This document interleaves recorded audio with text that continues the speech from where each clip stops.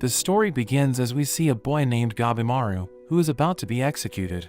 But as the executioner readies his sword, striking his neck repeatedly, it ends up breaking, which shocks the officials.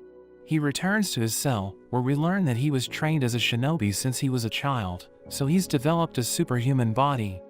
A woman named Sagiri documents the event, noting that breaking a blade with his flesh is a simple task for a shinobi like him, and Gabimaru confirms this, saying someone with such terrible swordsmanship can't hurt him.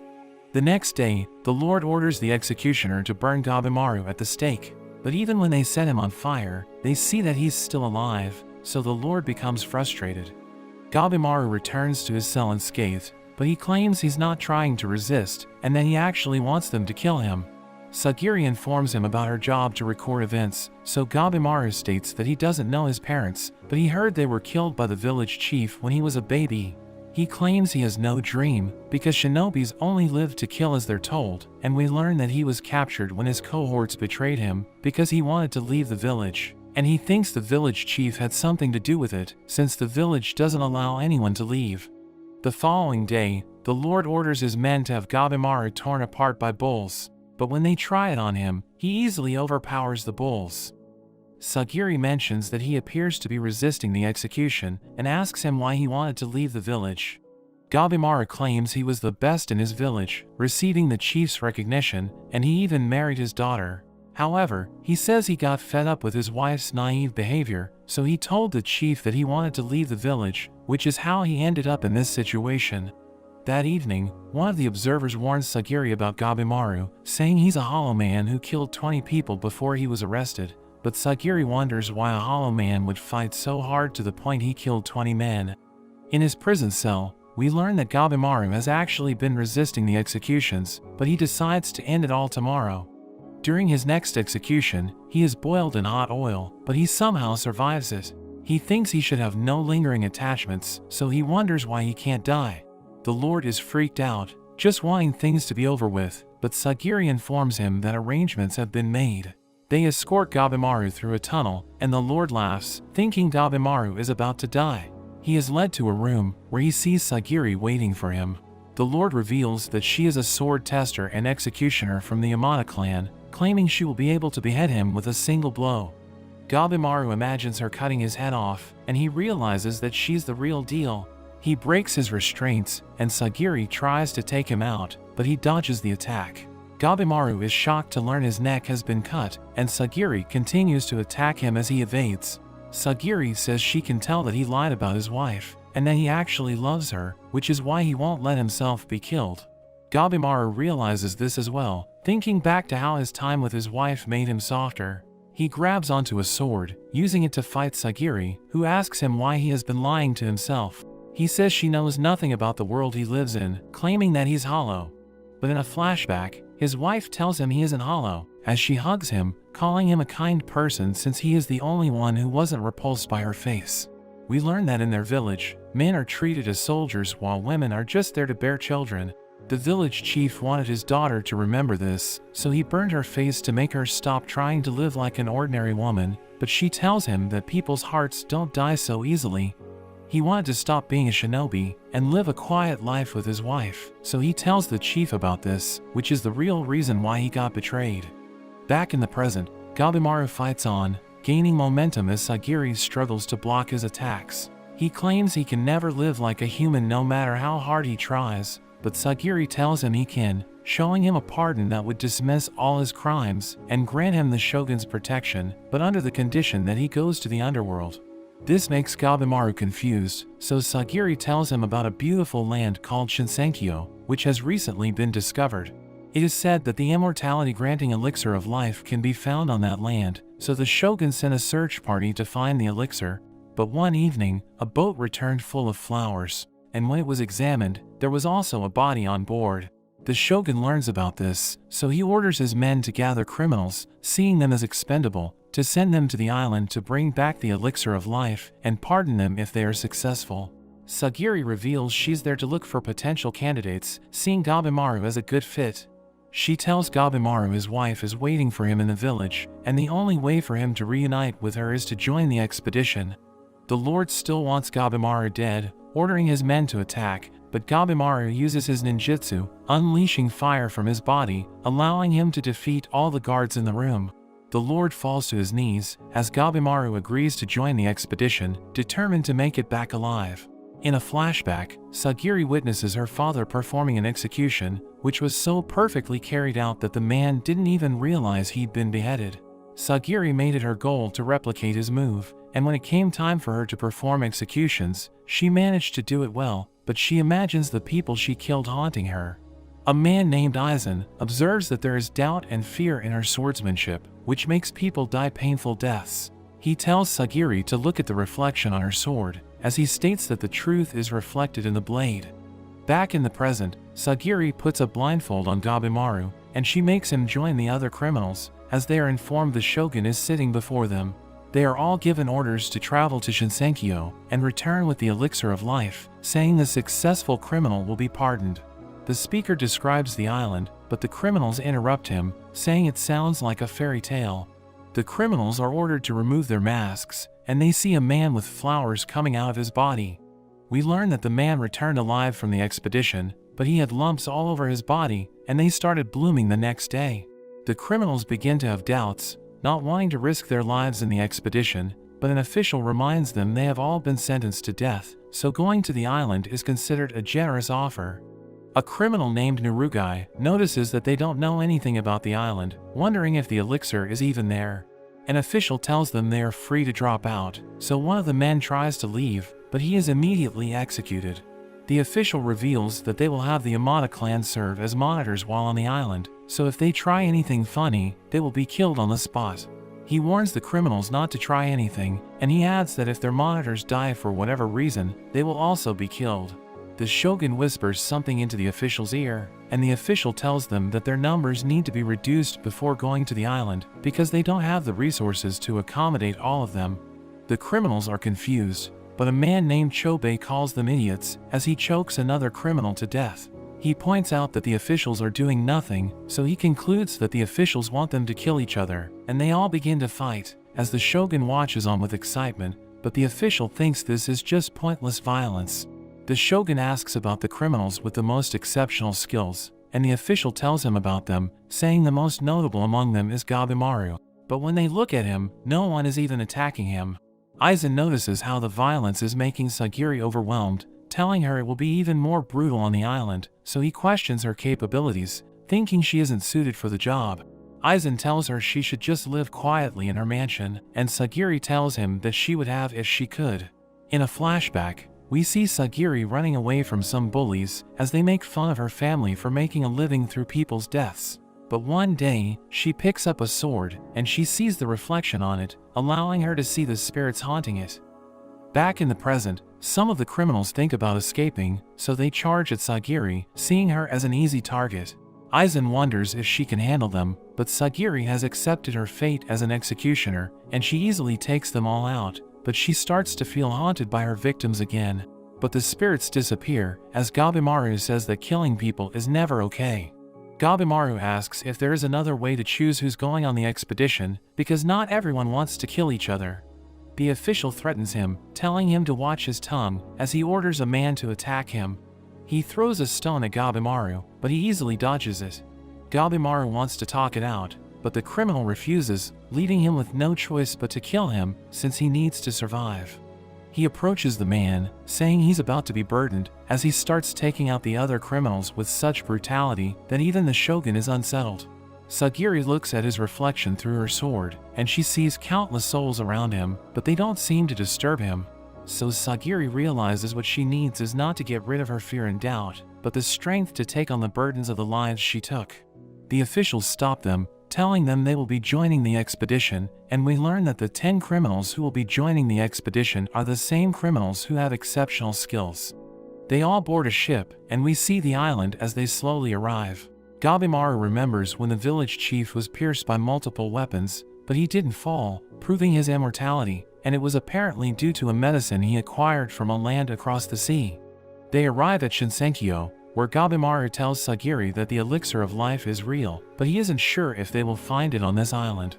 They explore the island, as Sagiri comments on how beautiful the place is, but Gabimaru thinks it's creepy, saying they don't know what's out there.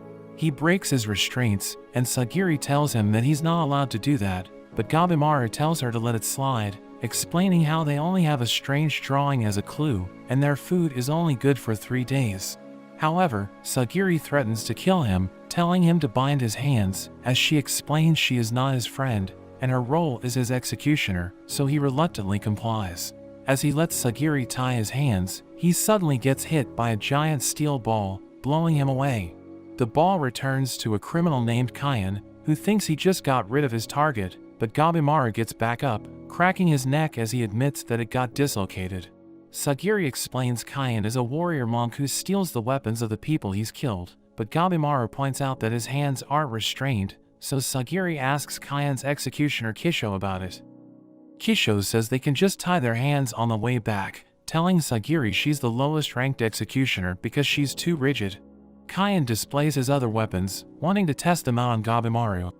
Gabimaru doesn't want to waste time fighting, saying that the others will get ahead of them, but Kyan says that since they have no leads, he is better off taking out the other criminals and then taking his time to look for the elixir, so Gabimaru realizes he has no choice but to fight.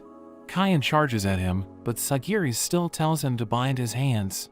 Kyan smashes his head, but the mace shatters, so he brings out other weapons to attack Gabimaru, who continues to tie his hands while he endures the blows. Kyan thrusts his spear at Gabimaru, who has just finished tying his hands. He breaks the spear, launching Kyan into the air, and as his weapons fall toward Gabimaru, he kicks one of the spears and stabs Kyan in the chest. Sagiri thinks Gabimaru won with a single attack, but Kyan gets back up, saying they're just getting started, but he easily gets defeated by Gabimaru, who uses his own weapons against him. Gabimaru wants to continue their quest, as Kisho beheads Kyan, and he heads back to the ship. Gabimaru wonders if he wants to fight, but Kisho says he is just doing his job and doesn't take any sides, even considering himself lucky for getting out so quickly, reminding Sagiri she will be spending time with a dangerous criminal. Kisho tells them about how the other criminals are breaking the rules, and he predicts they will continue to kill each other until there is only one left standing. We see Aizen tying their boat to a tree, when his criminal Rokuroda gets hungry and suddenly attacks him. He tries to defend himself, but his sword is shattered, and he ends up being eaten by Rokuroda. Some of the other criminals meet their end, as Kisho explains that more will be added since they are expendable, revealing that they are recruiting people from Gabimaru's village, as well as the Amada clan. As he leaves, Kisho warns Sagiri not to let her guard down, and she starts to wonder about Gabimaru's true character. At that moment, Gabimaru suddenly attacks her, but she manages to push him back. Gabimaru recalls when the chief killed his parents, it was because they wanted to leave the village. The chief taught Gabimaru that emotions make a person weak, and he won't be able to protect anything unless he is strong. He exchanges blows with Sagiri as he thinks about this, and Sagiri informs him that killing her is against the rules, but Gabimaru says he needs to find the elixir before the other shinobis from his village arrive, seeing her as a hindrance. He continues to attack Sagiri, who thinks he should be executed immediately, but she finds herself hesitating, and we learn that Gabimaru has the same problem, not knowing why he can't bring himself to kill her. Gabimaru remembers how his wife told him to follow his emotions, and we learn that he has been experiencing emotions since he met his wife, which got in the way during his missions. Gabimaru sees an opening, but he stops as he is about to deal the finishing blow, so he gets pushed back. He sees this as a weakness, thinking he won't be able to survive, so he continues his assault, as he thinks about the chief's advice, making him hollow again. He breaks Sagiri's sword, and he is about to cut her down, but she uses her sheath to defend herself. Gabimaru eventually comes out on top, ready to deal the finishing blow, but he struggles to finish her off, admitting he still has emotions left, and he starts crying, thinking he has become weak. Sagiri tells him it's not weakness, but the seed of strength, as she believes that not fleeing from his emotions is strength. She decides to overlook his behavior, wanting to see him face his emotions and reclaim his life, as she tells him he is no longer his old self. Meanwhile, the criminal Tamiya realizes his hand has been stung by a butterfly, and he recalls what happened to the man who returned from the expedition, so he quickly slices his hand off and kills the insect. His executioner Fuchi is confused by this, but Tamiya shows him the human-faced butterfly, saying that it's not from their world. At that moment, His severed hand transforms into flowers, and more creatures appear around them, including a giant abomination. Meanwhile, Gabimaru and Sagiri are also surrounded, with a fish monster standing before them, so he tells her to stand back, preparing to take it on. In a flashback, we learn that Tamiya was an extremely skilled swordsman, and he agreed to become the officer of a certain lord. But one day, he has a drink with his lord, but he hears a comment which makes him upset, so he ended up destroying the mansion's gate and killing his lord, which made an entire clan hunt him down, resulting in his arrest. We see Tamiya with Fuchi as they arrive on the island, and Tamiya notices how his executioner has tools for dissections. Fuchi explains that the Yamada clan also dissects bodies to help produce effective medicines. The fish creature uses its arms to attack Gabimaru, but he easily evades and kicks the monster's head. However, the creature grabs onto his foot and slams him against the ground. Gabimaru quickly recovers, as he remembers the shinobi rule, which states that he must not fight an unknown enemy. He thinks about retreating, but the creature suddenly restrains him, smashing his body against the trees before throwing him away. Sagiri is surprised he is actually injured, and they think they should run away, but they soon realize there are giants approaching them from all directions. Wanting to survive, Gabimaru goes berserk, using his ninjutsu to destroy a giant's head. He goes on to butcher the other giants, while Sagiri watches in awe, thinking about how dangerous the job is.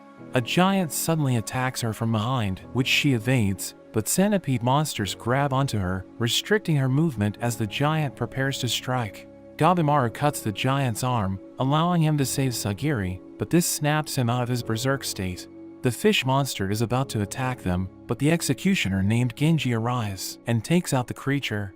A ninja named Yuzuri joins them, calling Gabimaru impressive for killing all the monsters by himself. Gabimaru questions her motives as she approaches him, trying to seduce him into working with her, but he ends up restraining her, saying her seduction won't work on him. Yuzuri claims she just wanted to try it out, but she is serious about working together. Sagiri wonders why she has two executioners with her, so Genji explains how he was assigned to another criminal, who was killed by her. So because of this, he concluded that one executioner may not be able to control her, so he decided to join them. However, Gabimaru finds the explanation weird, so they conclude that he must have been seduced.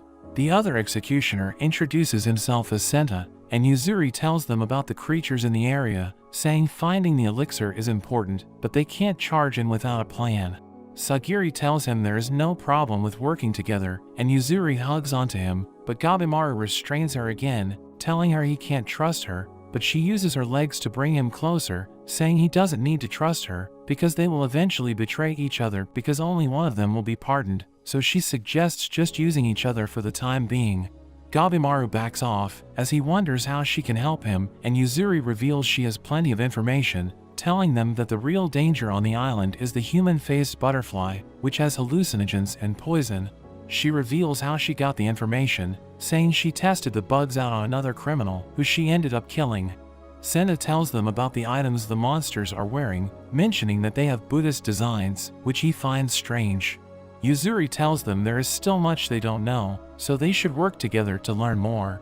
Gabimaru says he wants information, but he only agrees to fight together, not wanting to cooperate with her fully. Sagiri watches them as they interact, thinking about what she has done since arriving on the island, but she suddenly collapses.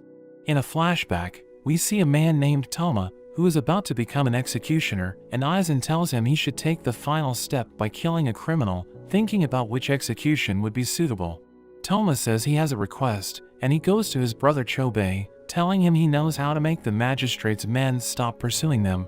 Back in the present, the brothers are surprised to see three giant creatures standing before them. Chobei immediately attacks them, as Toma reveals that his brother's strength is to quickly understand situations. We learn that the brothers lived in poverty after their parents died, and they were taken by bandits. While with the bandits, Chobei somehow controlled the situation, and he eventually became the bandit king. He cuts down a giant, but his knife breaks, so he runs away with Toma, but a giant grabs onto Toma's hair, as Chobei returns with an axe. Chobei gets hit in the face by a staff, and the monster tells them that murder is a sin. The other creatures start talking to them, which makes Toma believe they're in hell, but Chobei starts cutting through the creatures, and he manages to defeat all of them. Chobei thinks that the elixir must be real since there are monsters protecting it, so he decides to take out everyone on the island and take the elixir for themselves. Sagiri regains consciousness, and Genji tells them they're safe in a cavern. He informs Sagiri she was poisoned by the butterfly's scales, but she immediately gets back up, wanting to monitor Gabimaru. She leaves the cavern, and she sees Gabimaru preparing dinner, while Senna fixes their torn clothes. While having dinner, Gabimaru reveals he scouted the island, and he learned something about the flora, saying he found several flowers resembling the man they were shown, which makes them conclude that the people who went missing have now turned into plants on the island. Gabimaru wasn't able to find anything that looks like the clue they were given, but Senna suggests they shouldn't rely too much on the illustration, since the officials don't know much about the island. Sagiri notices how the creatures on the island have an animal parts stacked on top of humanoid forms, and Senna adds that they were items that seemed religious. He says they're like malformed gods, which seems to be the theme for the island and the creatures. Later that day, Genji tells Sagiri to return to the mainland, because he believes she isn't strong enough to survive. However, Senna thinks the return trip wouldn't be so easy, since most people don't return from the island. We meet the executioner Tenza, as he tries to escape the island with Nurugai. They eventually stumble upon a ship, but as they get closer, they realize that the ship has been destroyed, along with the other ships around it. Tenza speculates the ships all attempted to leave the island, and they see creatures moving around them, so Tenza pulls out his sword, but a sea monster attacks them, forcing them to jump out of their boat. They land on a shipwreck, and more tentacles appear around them. Tenza slices through them as they search for a usable ship, and Nurugai wonders if she is being punished. Nurugai remembers when she led a group of samurai to her village, and they ended up wiping her whole village out, but the men spared her, planning to use her to find the other villages. While she was locked up, Tenza found her, knowing she is innocent, and showed her the pardon offer. As they run, they come across Kisho, who is now transforming into flowers. Tenza tries to talk to him, but a tentacle cuts him in half. Kisho's body reminds Nurugai about her dead grandfather, so she falls to her knees, telling Tenza to escape without her, as she blames herself for the deaths of everyone in her village. Tenza defends her from the tentacles, asking her if she wants to die, and Nurugai realizes she wants to survive, so Tenza gives her a sword. They fight through the tentacles together, allowing them to reach a boat, which they use to return to the island. They realize that the currents prevent them from escaping, and sea monsters seem to surround the island, so they decide they will need to gather allies for the return trip. Meanwhile, Genji tells Sagiri to sail home, but Senna thinks she could help if Gabimaru needs to be stopped, saying he seems to have changed after spending time with her. That evening, she goes to Gabimaru, who asks if she's feeling better, because he knows the wound he gave her made the insect's poison act quickly. He reveals how Sagiri calmed him down, and Gabimaru claims she is stronger than him, but he doesn't know how to explain it to her. But he tells her that experience can help her realize her strength. The next day, Sagiri tells Genji she won't be leaving, so he pulls out his sword, trying to scare her, but she instantly disarms him. Genji retrieves his sword as he reprimands her, but Rokuroda suddenly appears behind him, and he gets blown away. As a child, Rokuroda had an insatiable appetite, and he loved playing with things using his hands. However, he eventually went on a frenzy, and ate everyone from his village. Rokuroda targets Sagiri, but Gabimaru kicks him away. Rokuroda gets back up, and Gabimaru sees him as a dangerous man, wondering how his kick didn't hurt him. He remembers how he was trained to analyze the enemy's abilities, so he decides to observe his opponent before making a move. Rokuroda uproots a tree and throws it at him, as Gabimaru dodges it. He thinks Rokuroda is stronger than him, so he asks for Yuzuri's help, but she reminds him she's only responsible for gathering information, as she starts cheering for him. Rokuroda wildly swings at him as he evades the attacks, thinking he could die in a single hit. Gabimaru tries launching rocks at his enemy, but it seems to have no effect at all. Seeing this, he takes out his sash, using ninjutsu to make it as hard as steel, but even this is proven to be ineffective. He uses his other techniques, but nothing works, and he starts to wonder how he can take out his opponent. Sagiri tries to treat Genji's wounds, but he tells her to stop, knowing he can't be saved. He tells her to run, but she refuses to leave him, telling him not to give up. This makes Genji realize she has chosen her way of life, so he gives her his sword, explaining how a warrior's sword is his soul. He wants her to kill Rokuroda, as he starts seeing her as one of them. Gabimaru is now running out of options, thinking the only way to beat him is to use his fire technique, but he knows close combat is too dangerous. But Rokuroda's finger is suddenly cut off, as Sagiri joins the fight. Gabimaru finds her timing impeccable, and he knows they need to decapitate him, but he's too tall, so he tells Sagiri to go for the leg. As Gabimaru deflects Rokuroda's attack, Sagiri strikes his leg, but it does nothing to him, and she falls back as he swings at her. Sagiri realizes she's screwed up, because she was too aggressive, so she lets go of her emotions. Rokuroda strikes, and Gabimaru manages to evade his attack, but he realizes his leg has been sprained. Sagiri strikes Rokuroda's arm, but it does nothing, and she points out that she needs to strike the gaps between his bones to land a decisive blow, so she needs him to be hunched over for her to behead him. Rokuroda suddenly cries, letting out a powerful scream which overwhelms their senses. He strikes Gabimaru before he can even react, slamming him against the ground. Gabimaru survives this attack, but he falls to his knees, coughing up blood. Rokuroda is about to deal the finishing blow, but Sagiri gets in the way. At that moment, she achieves a serene state of mind, easily deflecting the attack, which surprises everyone. As she fights, Senna reveals that Sagiri is the lowest-ranked executioner, because as a woman, she is not suitable to lead their clan. However, in terms of pure skill, the executioners know she is better than most of them. Rokuroda loses his footing, and Sagiri is about to finish him off, but he jumps away. Gabimaru comes up with an idea, as he uses fire ninjutsu to throw flaming projectiles, burning everything around them.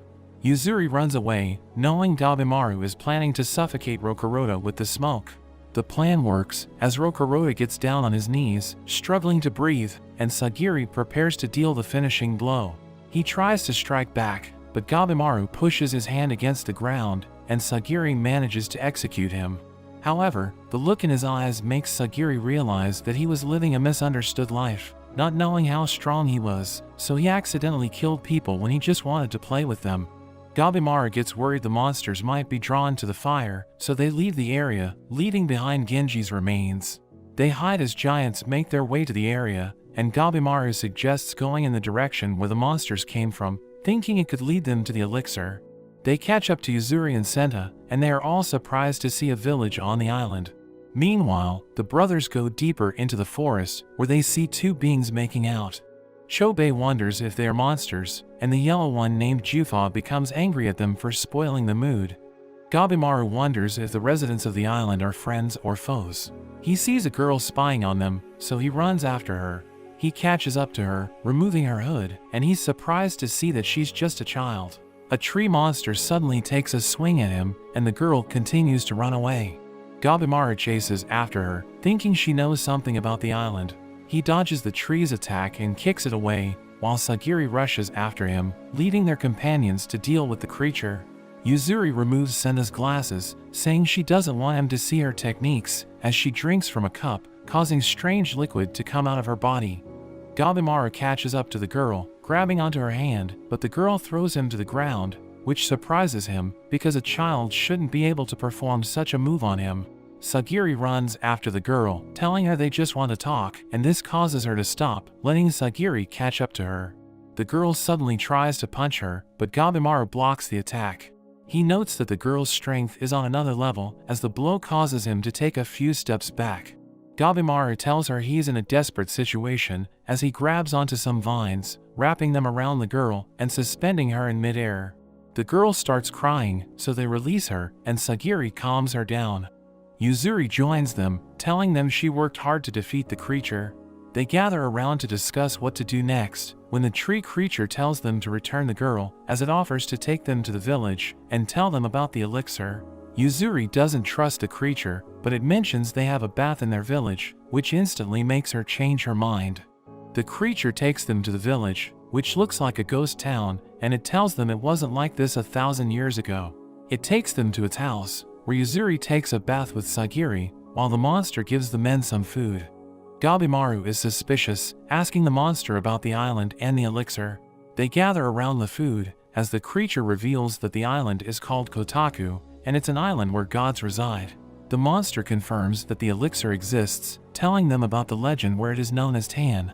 Gabimaru asks about its location, so the monster draws 3 circles on the floor, saying they are now in the second circle, and the elixir is somewhere at the center of the island, which is known as Horai. Gabimaru asks for proof that the elixir exists, and the creature tells them they won't doubt his story once they meet the Tensen, which are beautiful and immortal creatures. We see Chobei after he has cut Jufa in half, but the body regenerates, and he is as good as new. The tree claims that the Tensen are completely on another level, explaining it has no reason to lie, because they are all going to end up killed by the Tensen. The brothers are defeated by Jufa, and they are thrown into a pit, which is filled with humans that have transformed into flowers. Toma helps his brother as he regains consciousness, and the tree reveals how the lives of those transformed into flowers become the source of Tan, and the people feel eternal bliss. It introduces itself as Hako, and the girl is Mei, and reveals they have been living on the island for centuries. After that, Gabimaru and Sagiri go to the bathroom, where they run into Mei.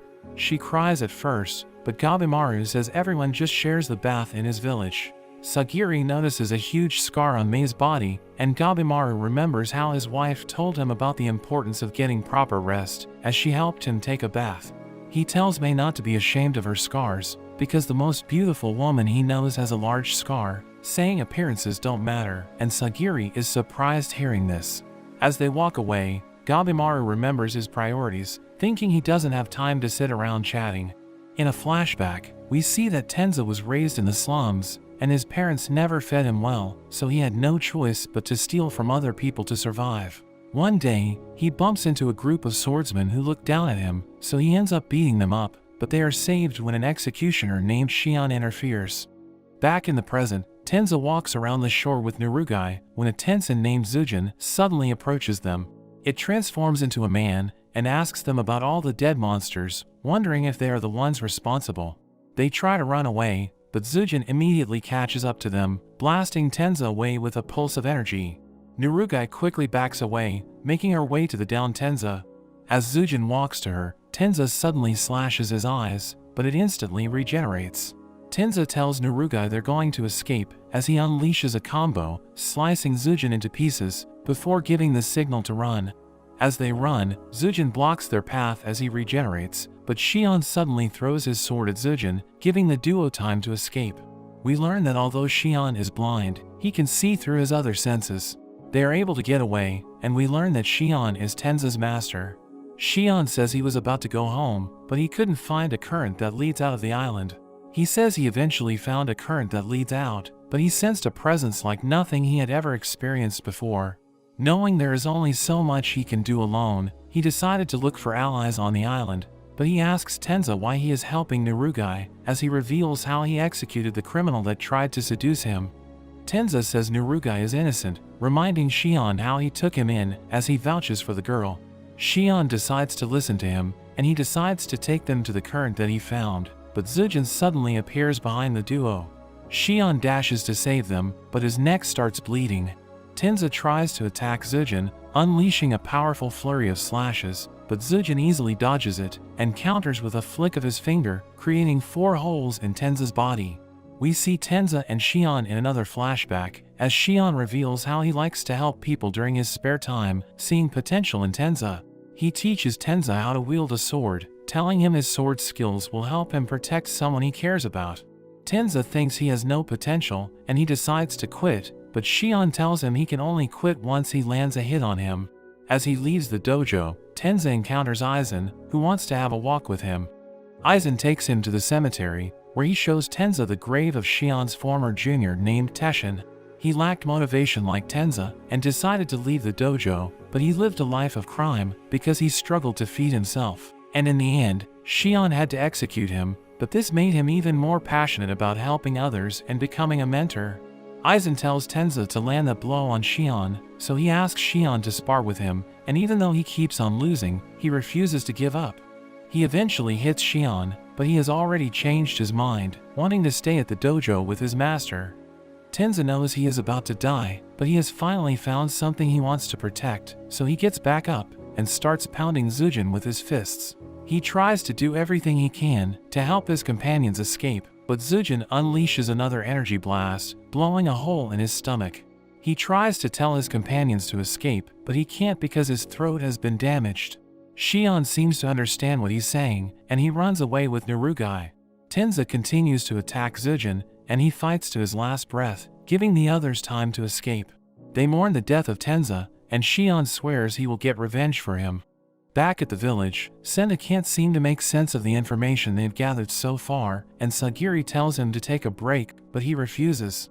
That evening, Gabimaru remembers how it would be dangerous to act without a plan, because there are still too many mysteries they need to solve. But while Sena sleeps during his watch duty, Gabimaru leaves, trying to reach Horai.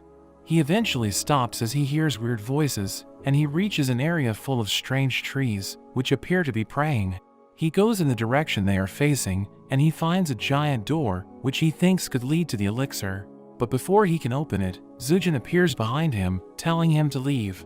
He asks Zujin if he can turn humans into elixirs, and Zujin suddenly dashes to attack him, but Gabimaru swiftly responds, breaking his arm. He follows up with a powerful kick, breaking Zujin's neck, but it quickly snaps back into place. Gabimaru dodges Zujin's attacks, and counters with a spinning kick, using his fire technique to light his head on fire. The fire consumes Zujin's body, and Gabimaru thinks he has secured victory, but Zujin suddenly punches him, sending him crashing against the wall. Gabimaru survives the attack, and they continue their battle, as he assesses the situation, wondering how he can defeat the Tensen. He manages to land a kick, but it gives him a strange feeling, as Zujin coughs up blood, and he wonders why the attack was successful. Zujin changes to his female form, and he starts attacking with a barrage of energy blasts. Gabimaru is brought to his knees, but he is determined to succeed in his mission no matter what, so he tanks the blows as he dashes forward, allowing him to close the distance.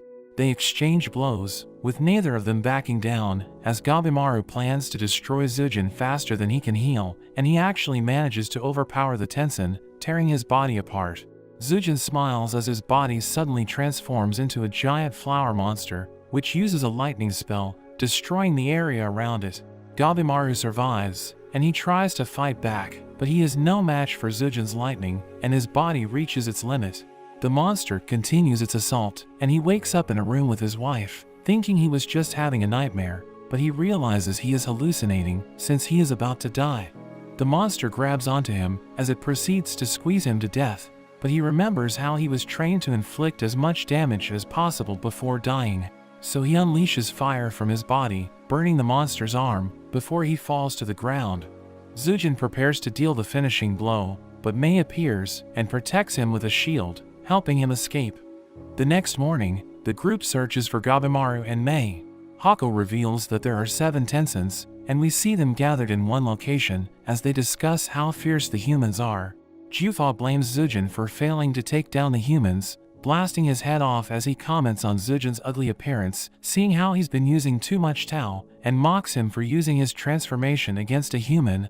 The ruler of Kotaku, Rien, stops Jufa, telling him they are a family, and he's the only one who can punish Zujin. Jufa reports how he threw the 2 brothers into the pit, thinking they should have already turned into flowers, but Rien thinks that the humans are different from the ones they have dealt with before, and we see that the brothers were able to escape from the pit. Zujin claims he was able to kill Gabimaru, and they all share a drink, which helps Zujin recover his human form. According to legend, there was a hermit who mastered their art and became a god split into 7 parts, which are now known as the Tensens. Hako tells this story to everyone, saying he learned it back when he was a child, as he claims he once looked human. He reveals how everyone on the island were humans who lived long lives, but they realized that despite their extended lifespan, they started transforming into trees, and this caused them to slowly lose awareness. But before they completely lost it, they gathered at a particular location to ensure that their souls would reach Horai after death, which explains why there were trees praying close to Horai. He further explains that Horai is the final resting place of souls, but the Tensens get to choose which souls will enter.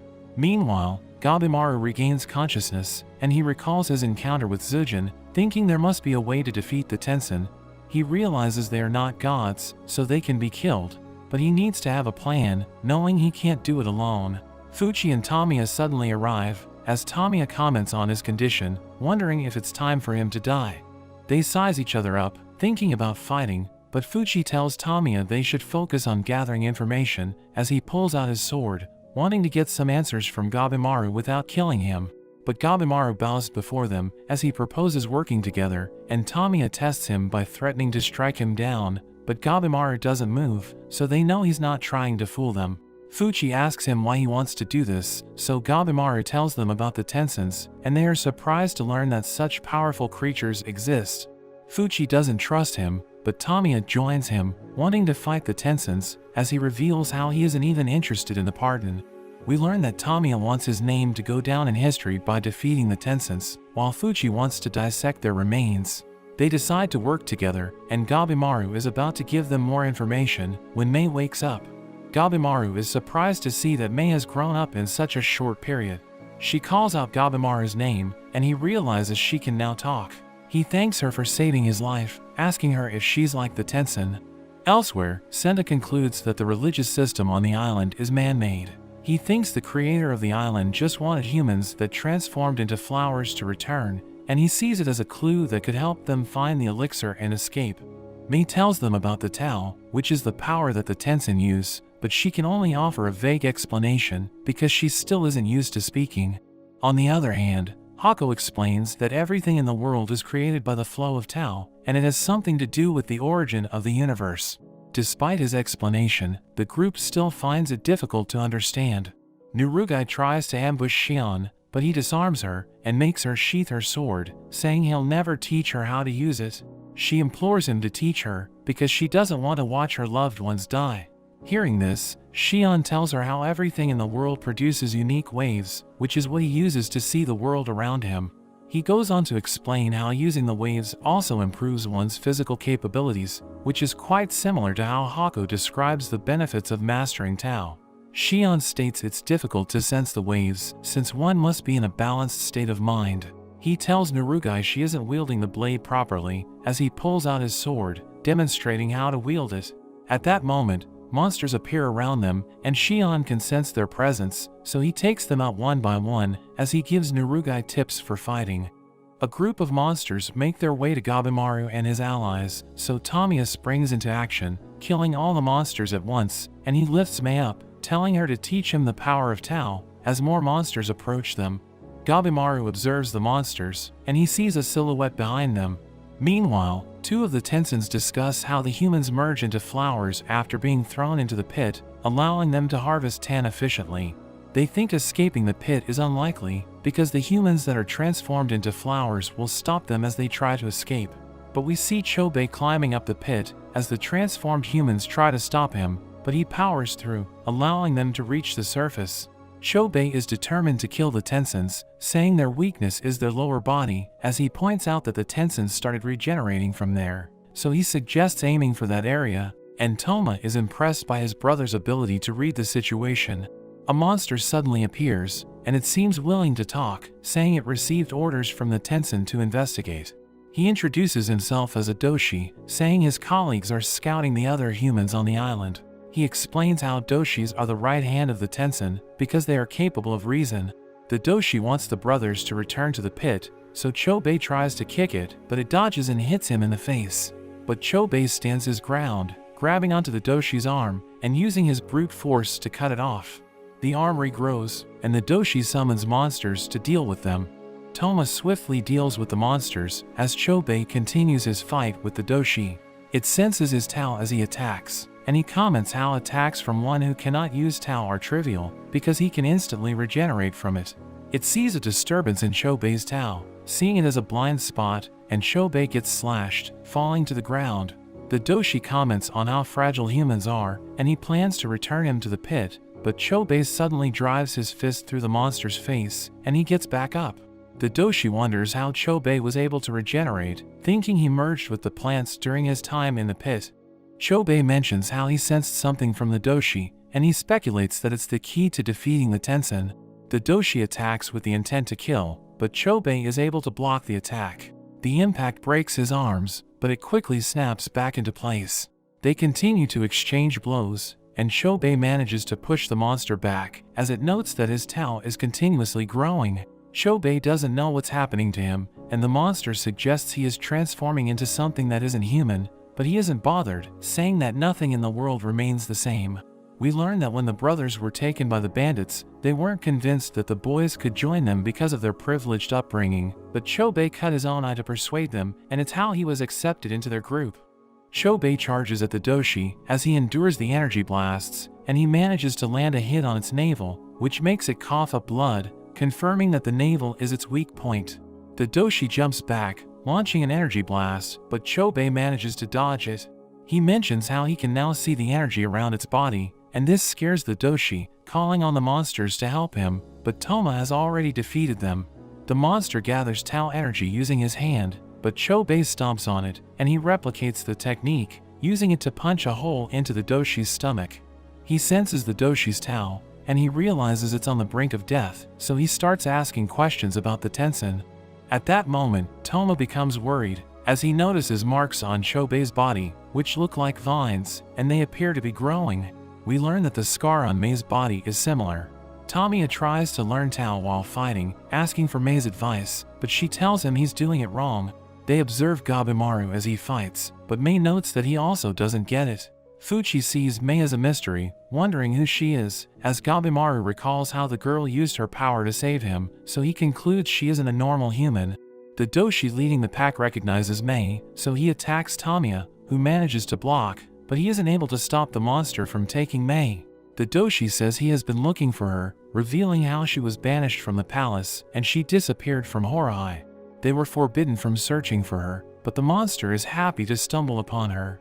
Gabimaru asks what's going on, and the doshi says she doesn't belong with the humans, as he reveals she feeds off of humans just like the Tenshin. The monster implores Mei to return to Horai, but Mei looks at Gabimaru with a sad look on her face, so he goes to her, saying he doesn't want her to cry. The doshi's colleague appears, and together, they summon centipedes and butterflies to their side. Tamiya tries to attack, but he is immediately stopped by a Tao attack, and the doshi proceeds to assault them, but they all get pushed back. Gabimaru wonders why they want Mei, so the doshi explains how she helps them with their Tao training. They reveal there are 5 steps to mastering Tao, and the most important one requires a partner, since it requires the participants to make love. The doshi explains how all things possess yin and yang energies, and both energies circulate when a male and female join together. The doshi want her because she possesses the highest quality of yin energy, which can be made to circulate with their yang energy. They also reveal that Mei has the same origins as the Tenshin, but she is inferior because, unlike them, she only possesses yin energy, which is the same reason why she was banished from the palace, leaving her as a training partner for the doshis. They ask Mei to return, but Gabimaru becomes enraged hearing this, refusing to let them have her. The doshis transform themselves, similar to how Zujin transformed himself into a flower monster. Tamiya struggles against the butterfly monster, while Gabimaru uses his fire technique to destroy his opponent's arm. The monster fires a barrage of Tao attacks, which Gabimaru dodges even though he can't see. The 2 warriors fall back as the butterflies pursue them, but Gabimaru uses a fire-breathing technique to create a firewall. Gabimaru notes how he can now sense Tao vaguely, but he wants to detect it more precisely. At that moment, Fuchi tells them he has deciphered Mei's words, saying their minds must be both strong and weak to see Tao. Mei touches Gabimaru's hands, helping him sense his own Tao, as Fuchi goes on to explain that Tao requires a specific state of mind, and he tells Gabimaru to weaken his mind. This confuses him at first, but he remembers the moment he shared with Sagiri, and he begins to grasp the concept. He prepares to face the monsters, as Mei comments that Gabimaru's Tao is enormous. The doshi attacks him with Tao blasts, but he clearly sees it approaching, dodging all the attacks, and he dashes toward the monster. As Gabimaru closes the distance, the doshi tries to punch him, but he evades, as he notes that he can now predict attacks from sensing the movement of one's Tao. The monster follows up, but Gabimaru just touches its fist, causing its arm to break, and he lands a kick on both of the monsters. Tamiya doesn't want to be upstaged, so he charges at the centipede monster, slashing it in half while Gabimaru burns the butterfly doshi. Meanwhile, the others are able to open the giant door, allowing them to enter Horai, but a Tenshin named Mudan suddenly decapitates Hako. The Tenshin tells them they are the first humans to reach that place, and Yuzuri becomes scared, so she tries to run, but Mudan instantly grabs onto her, saying he just wants to talk. Hako tells them Mudan is a Tenshin, and he reveals he has accelerated Hako's transformation, so he will soon lose his awareness. Hako wants his soul to be invited into Horai, but Mudon tells him their religion was just a lie, which was invented to maintain order on the island. He adds that the island is a place for conducting human experiments, as he shows them the Kyoshi, which are creatures he made using humans. Mudon says there is no elixir on the island, and he reveals that if a human consumes tan, they will turn into a tree, just like Hako and the other villagers. He tells them their journey has come to an end, telling them to go with him, but Yuzuri uses her substitution jutsu, attacking him from behind and cutting off his head.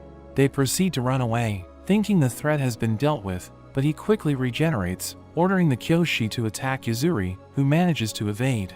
We learn that Yuzuri knows something similar to Tao, which is known as Chi, but she still hasn't mastered it. Mudon invites her to be his Tao training partner, as he uses a Tao attack to blast Sagiri away. As he explains his technique to Yuzuri, Senna cuts him up, and Yuzuri drinks a certain liquid, causing fluids to come out of her body. She reveals that her ninjutsu allows her to secrete the liquids that she swallows, which happens to be snake poison. She uses her ability to bind Mudon, using the poison to burn his skin before slicing him into pieces. But Mudon regenerates, and he comments on her abilities, seeing it as an application of Tao, but he says she still has room for improvement. Senta and Yuzuri strike at him, but he casually dodges their attacks, before grabbing onto Yuzuri's leg and pushing Senta back. Hako tells Sagiri about the Tensen's weakness, as Mudon lectures Yuzuri about Tao. But Sagiri suddenly interrupts them, forcing him to jump away. Mudon notes that Sagiri has an average amount of Tao, thinking she can't do anything, but she launches her sword at his navel and she cuts him open. We learn that the source of Tao is located at the navel, so it serves as the Tensen's weakness. However, Mudon is unaffected, saying Sagiri hasn't mastered Tao, but Sagiri remains calm, and she suddenly exudes Tao energy as she launches a slash which scratches Mudon's face. The wound doesn't regenerate, and we learn that Sagiri has been able to sense Tao all along. Mudon prepares to strike Sagiri, but Yuzuri restrains him, and Sagiri prepares to cut him down. He blows Sagiri away, ordering the Kyoshi to deal with Yuzuri, but Senta makes quick work of them. Sagiri continues to pursue Mudon, but he keeps dodging, so her allies cut off his limbs, giving her an opening. However, Mudon takes to the skies, and he bombs them with Tao attacks. As Sagiri takes cover, she realizes her body is reaching its limit, but Yuzuri tells her not to give up, saying she can kill the Tensen. Yuzuri wraps snake poison around Mudon's leg, but he bombs her with Tao attacks, which she endures, before slamming him into the ground. Mudon gets back up, but Senta stabs him from behind, restricting his movements, as Sagiri goes in for the kill. She slices through his navel, making him fall to the ground. Mudon is defeated, but Sagiri despairs, knowing the elixir doesn't exist. In a flashback, we learn that Senta never wanted to be an executioner, but his family forced him into it. He studied religion to rationalize killing people, which he was praised for, allowing him to rank up. But since meeting Yuzuri, he became jealous of how free she is, and he started to admire her. Back in the present, Gabimaru stands above the remains of the doshi, thinking he still needs to master the use of Tao. He asks Mei why she followed him, but blood suddenly oozes from his nose as he collapses. Yuzuri notices a number of strange flowers in their area. As she points them out, they suddenly attack her, but Senta shields her, and he starts dreaming about drawing paintings of Yuzuri as he enters eternal bliss. The attack instantly transforms him into flowers, and a huge flower monster appears before them, and Mudon is revealed to be still alive, and he undergoes his transformation. Mudon attacks them with his flowers, but Shion arrives and saves them just in time. He tells Narugai to help them get away, while he prepares to fight against Mudon, recognizing him as a Tensen. He seems to have figured out Tao by sensing the waves of a creature, and he thinks he can kill Mudon by directly cutting his wave. Narugai cuts the roots of the flowers, transforming Senta, and it seems to be able to slow his transformation. Sagiri wonders what they can do for him, and Yuzuri decides to try and heal him. Meanwhile, Shion fights against Mudon, and he even manages to knock him back. Yuzuri is surprised he is so strong, and Sagiri can see that Mudon isn't able to heal from Shion's attacks. But Shion took some damage in the exchange, and flowers start to grow on his body. He instantly cuts all of the flowers off, but Sagiri thinks he is losing too much blood. Sagiri wants to help him, so Nurugai suggests they all attack together, but Yuzuri claims she is all out of energy. Nurugai suddenly hugs her, and she hugs Sagiri as well, and they wonder what she is doing. Nurugai says she used to do it to her grandfather to energize him, and she tried it on Shion as well, which seemed to help him recover. Sagiri thinks it has something to do with Tao, but they quickly go to help Shion. Sagiri tells him about the weak point in the navel, but Shion notes that Mudon has 2 navels, and just being scratched by his attack would be fatal. Sagiri reveals they covered themselves in Yuzuri's mucus, which should be able to prevent scratches and stop flowers from growing, so they plan to act as decoys for him. Mudon appears behind Nurugai, and Sagiri protects her, cutting down Mudon's vines. Shion is impressed at her ability to sense waves, and she is able to use it to predict the attacks. Shion prepares to attack, but Mudon starts blasting him with energy attacks. Sagiri and Nurugai cut down some of his vines, and Shion takes the chance to cut one of Mudon's legs. Mudon's regeneration becomes slower, and Sagiri thinks they could actually win, but she is reaching her limits. Mudon gets back up, unleashing his energy at all of them, but Shion continues to charge forward, remembering how he was forced to let Tenza die. He refuses to run away again, and Sagiri and Nurugai manage to pin Mudon's hands. Shion gathers all his power into his blade, but as he is about to strike, he wonders if the navel is really its weakness, because he doesn't sense waves coming from that area. Time is running out, but Senda suddenly tells him the weakness is the center of the flower, because that's where all the nutrients in a flower are located, and Shion slashes it, allowing him to defeat Mudon just in time. Sagiri rushes to check up on Senda, but Yuzuri says he doesn't have much more time. She reveals she only has 1 more salve, but she thinks it would be better used on Shion. Sagiri doesn't want to accept this, but Yuzuri says she is just a realist, telling Senda he isn't going to make it. She tells him to be true to himself in his final moments, and Senda imagines being in the arms of the one he admired. After this, they wonder what they should do next, and Sagiri refuses to lose any more people, no longer seeing them as criminals and executioners, but she decides to do everything she can so that they can all make it back alive. Meanwhile, Gabimaru wakes up and he is instantly on edge. Tamiya tells him to relax, and Gabimaru wonders where they are. Fuchi reveals they found a cave halfway up the valley, and it seems Gabimaru has lost his memory. Sagiri's group continues forward, and they are surprised to see a number of statues and temples. They decide to get some rest in one of the buildings, and Yuzuri finds them a change of clothes. Shion reviews the information that they have so far. He notes that Tao is a power that everyone possesses, and mastering it will allow a person to achieve superhuman abilities, but he says they have to be careful using it, because Tao is life itself, and if they use too much, it could cause physical or mental changes, or even affect memories and consciousness, and in the worst case, overuse will likely lead to death. Yuzuri wonders what they should do since the elixir of life doesn't exist, because the shogun won't accept that, but Sagiri tells them how Gabimaru told her it exists, since his village chief was actually immortal. However, Yuzuri thinks that might have just been an illusion, because shinobi often use them to brainwash and control children when they are young, saying they did the same thing in her village. Yuzuri also finds the story about Gabimaru's wife strange, because shinobi are just pawns. She thinks his wife might not even exist, and she could have been another one of the chief's illusions used to motivate him.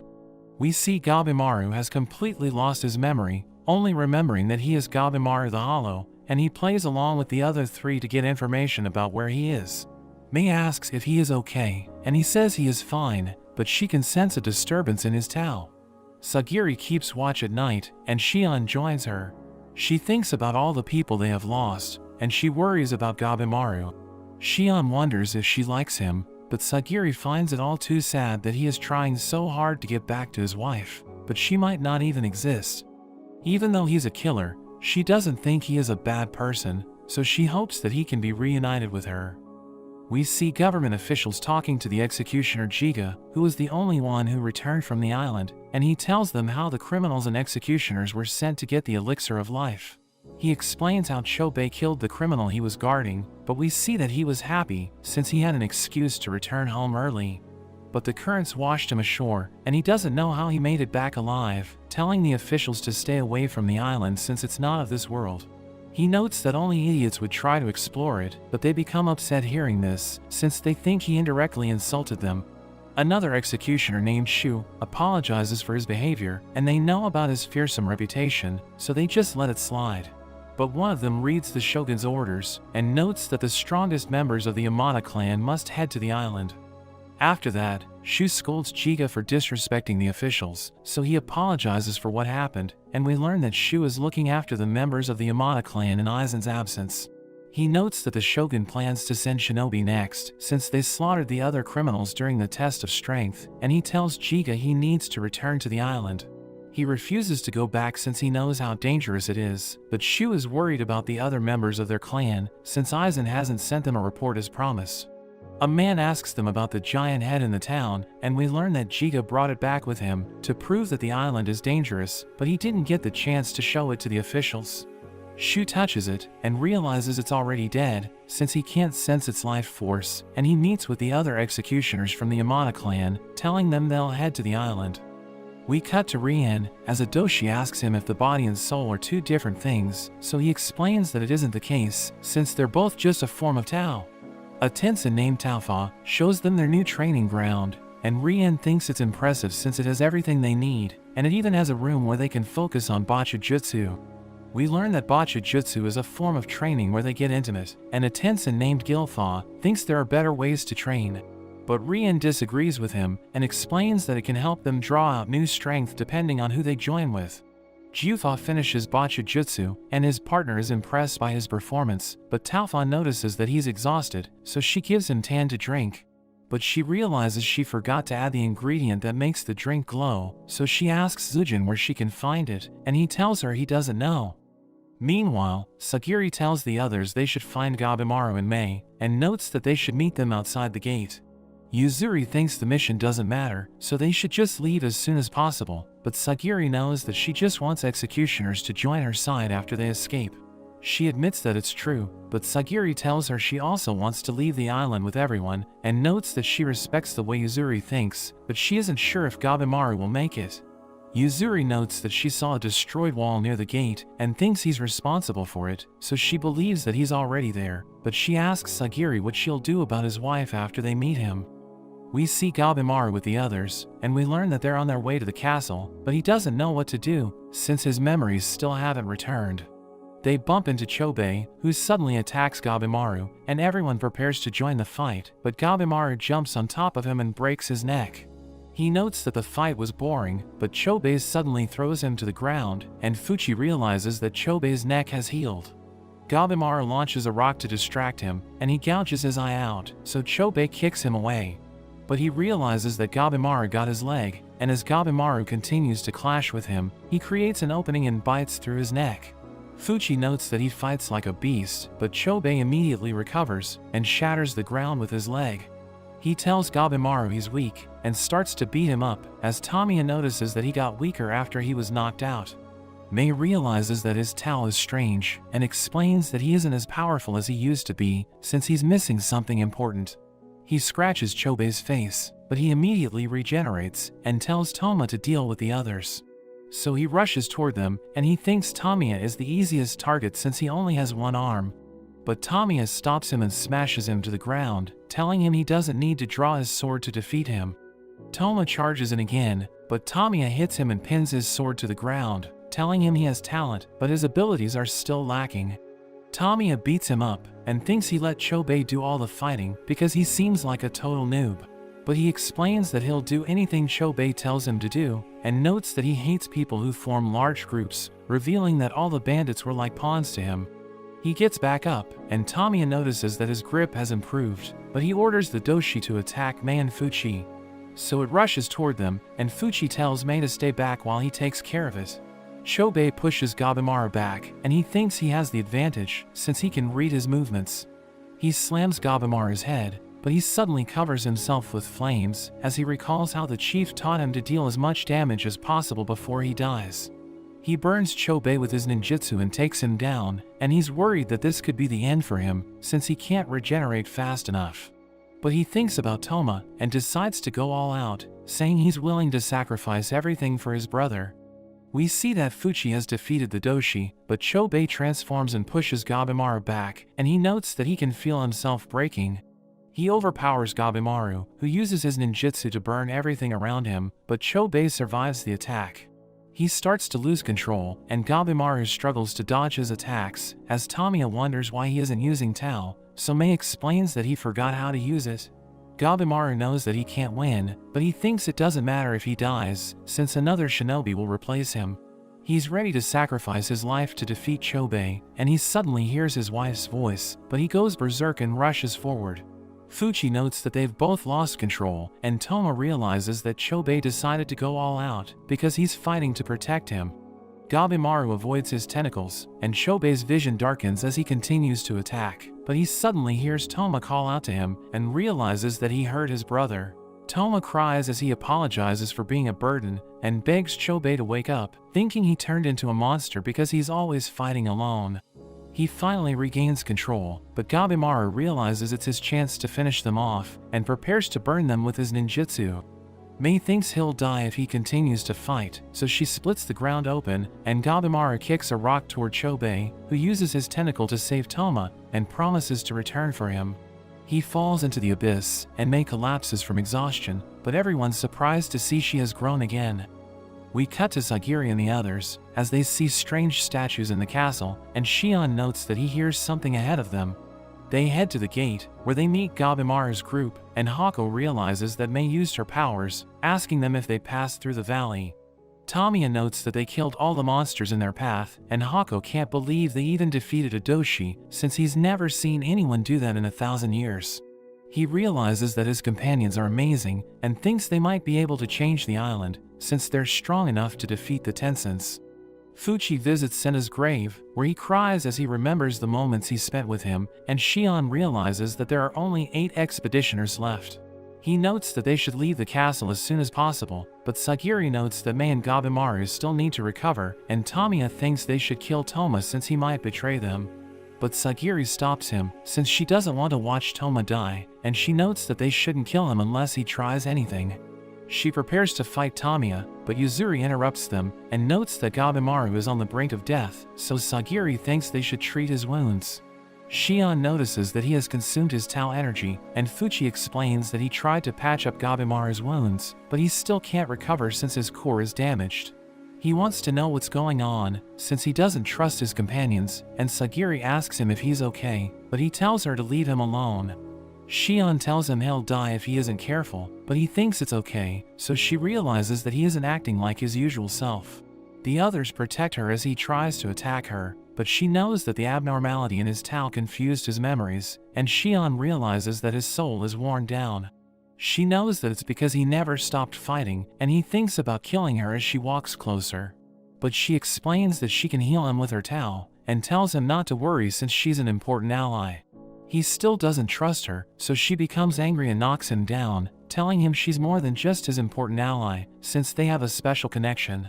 He tries to push her away, but she grabs onto his arms, and Tamiya wonders if they're doing bachujutsu. So Mei explains that it isn't the case, but notes that the process is similar, since their Tao is circulating through touch, and Shion knows that it's working since their Tao is compatible. Gabimaru realizes that his strength has returned, and Sagiri reminds him about his wife, telling him they need to work together to escape the island. The group heads to a cave, but Shion tells everyone they shouldn't let their guard down, since the Tensons can still find them. Tamiya isn't afraid of them, but Yuzuri knows that it's because he's never fought them before, and she tells him how powerful they are. Shion asks Gabimaru if he's fought them before, and he notes that he met one of them at the gate, so everyone realizes that his memories are back. He apologizes for the trouble he caused, and notes that he learned not to overuse his Tao, telling everyone he wants to see his wife again. Yuzuri tells him the chief used an illusion to fool him, and she thinks his wife doesn't really exist, but he notes that his goal hasn't changed, since he still believes that his wife is real. He explains that he can't prove it, but he still remembers everything about her, so he's convinced that she isn't an illusion. He tells everyone he wants to see her again, but Yuzuri wonders why he shared his weakness, since shinobis are supposed to keep it a secret. But Shion thinks his wife is the source of his strength, since his Tao grew when he talked about her. Chobei crashes to the ground, and he realizes he lost sight of himself since he was consumed by Tao, but he thinks he'll be unstoppable once he masters it. He sees monsters in the area, so he defeats all of them and notes that they taste terrible, but Rian suddenly appears behind him and asks him if he's the one who killed Mudan. Rian destroys his arm, but he immediately regenerates, so Rian finds him interesting. Fuchi lets the doshi go, since he no longer wants to dissect it, and he realizes that Mei still hasn't recovered. He realizes she's a Tenzin, and notes that he can make something to treat her fever, but he asks her to tell them about the Tenzins. Yuzuri reminds him that her vocabulary is limited, but he explains that he's used to interpreting, so it shouldn't be a problem. We see Gabimaru with the others, and he tells them to attack him, since he needs to sharpen his battle instincts. So they all prepare to take him on, and Tamiya sets Toma free, telling him to use his sword to fight Gabimaru. He knows that he can't overuse Tao during his battles, but he thinks he can't defeat the Tenzins without it, so he needs to master how to use it. Toma charges in with his sword, as Gabimaru realizes he's fast, but he easily dodges his attacks and pushes him back. Tamiya chops him from behind, but he dodges the attack, and he realizes he can't overpower Tamiya with his brute force, so he aims for his weak point and kicks him away. Nurugai rushes forward, and the others follow behind, but Gabimaru grabs onto her and manipulates the surrounding Tao to blast the others away. She's amazed by his technique, but he still thinks he needs to improve it, and Shion tells him about the different types of Tao, telling him they can defeat the Tenzins if he learns how to use it. Toma begs Tamiya to teach him how to fight, but Tamiya doesn't trust him, so he cuts his hair to prove his resolve.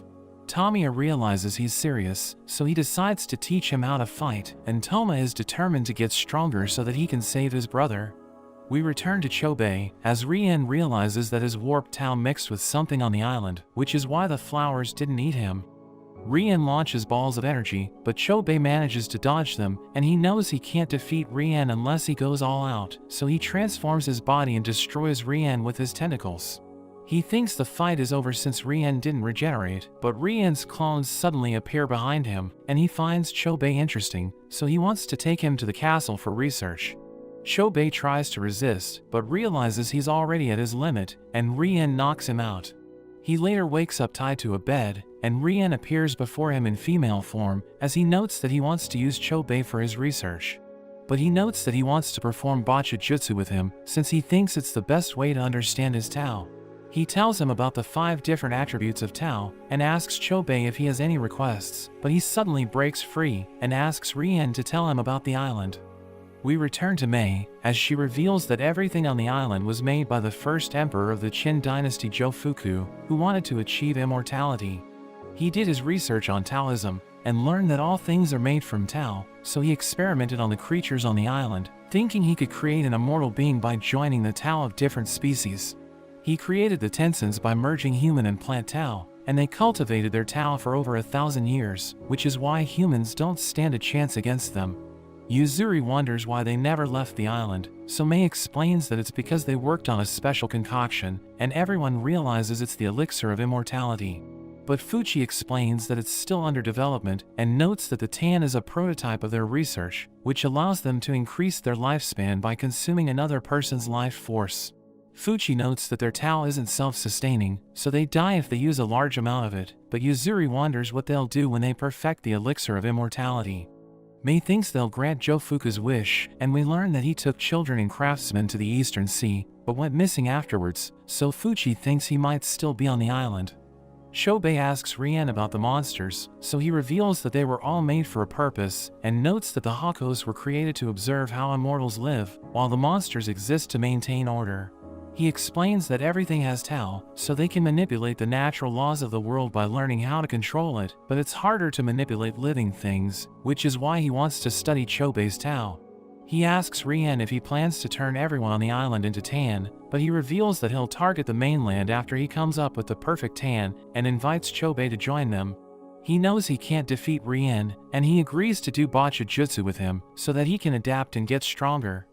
We return to Mei, as everyone realizes that her arm has turned to wood, and she reveals that her body isn't perfect, so she turns into a tree when she uses Tao.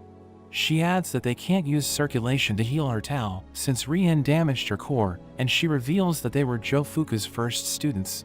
But Rian killed people for the elixir, and she didn't agree with his methods, so he tortured her and used her as the Doshi's training buddy, which is why she ran away from Horai. Everyone realizes she's about to turn into a tree, so Hako tells her to consume his Tao, telling her it doesn't matter since his time is running out. He explains that he wants to atone for his sins, since he saw his daughter in her, so he made her stay in the village, even though he knew she wanted to leave the island. He tells her to forgive him, since he used her to get over his daughter's death, and he wants her to absorb his life force so that he can make up for it. She tells him she enjoyed every moment she spent with him, since they were like a real family, and she cries as she consumes his life force. After that, Tamiya is sad since she's back to being a little girl, and everyone thinks he's pathetic, but she suddenly senses Shu approaching the island. We learn that the shogunate has high expectations for Shu's group, since 50 shinobis have been sent to escort the elite members of the Yamada clan, but their manager Yoki thinks there's no reason to send so many warriors to the island. He asks Shu why 2 of his executioners are unranked, so he explains that the kid Kiyomaru wasn't given a rank because of his age, but he's one of the best swordsmen in the Yamada clan. The other executioner, Isuzu, also wasn't given a rank since she's a woman, but Shu assures Yoki that she's a formidable fighter. Kiyomaru offers to demonstrate his skills, since he knows that everyone's looking down on him, and he cuts a ninja's mask, but he wonders why the shinobis didn't even move. Isuzu tells him to stop being rude, and they both put their sword away, but Yoki wonders if they'll be okay. The leader of the shinobis tells them not to worry, explaining that the Yamadas are their masters, and they're willing to throw their lives away to demonstrate their loyalty.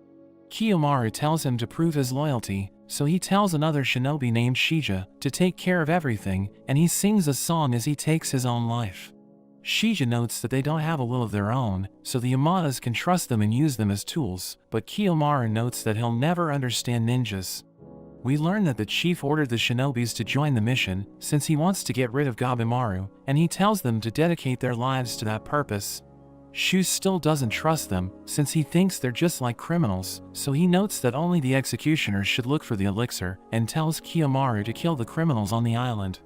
They reach the island, and Shu sees a monster, but he tells Isuzu to hold onto his sword, since he doesn't want to use the gift that was given to him by the shogun. He blows its head off, and everyone's amazed by his strength, but a group of monsters attacks him, so he wipes the floor with them. He takes his sword from Isuzu, and tells her she doesn't need to dirty her blade, since he'll take care of everything. Shion realizes that Shu's group has arrived, but Gabimaru wonders if he'll be their ally, and Sagiri is confident that he'll help them out, telling Gabimaru he's the strongest member of the Yamada clan.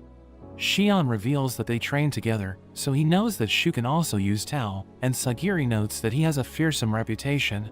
She explains that when the leader of a Yakuza clan was captured, the officials struggled to extract information from him.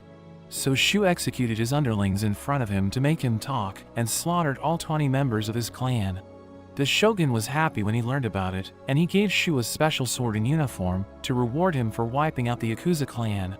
Sagiri admits that she had a crush on him when she was a child, and notes that he's the reason why she has a rank in the Yamada clan, since he begged an official to recognize her skills. She thinks he'll help them since he's a good person at heart, but Shion disagrees, and explains that they got the story wrong, since he executed more than just 20 members of the Yakuza clan. Shion reveals that he killed more than 100 people, and explains that he didn't spare the infants and elderly, since he thought they would inherit the business. Shion notes that he likes Shu, but he doesn't think Shu will work with them, since he sees criminals as trash. Shu sees Aizen's remains, and he recalls how Aizen took him in to become an executioner after his parents were killed by criminals. He notes that the killers haven't been caught yet, and he wants to execute them when he gets the chance, but he explains that he'll sever the blade's head so that they will suffer a painful death. Aizen tells him it's pointless, and teaches him how to wield a sword, telling him he'll sharpen his sword whenever he damages it. We return to the present, as Shu mourns Aizen's death, and he buries his remains. He recites a prayer for him, and Shija realizes that the executioners are weirdos, but she thinks she can outsmart them to complete her mission.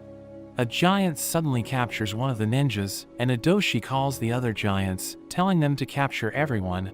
One of them throws a net at Shu, but Kiyomaru and Isuzu protect him, and tell the giants not to disturb him. Isuzu deflects a giant's attack and cuts its leg, and Kiyomaru finishes it off, but they realize they're surrounded.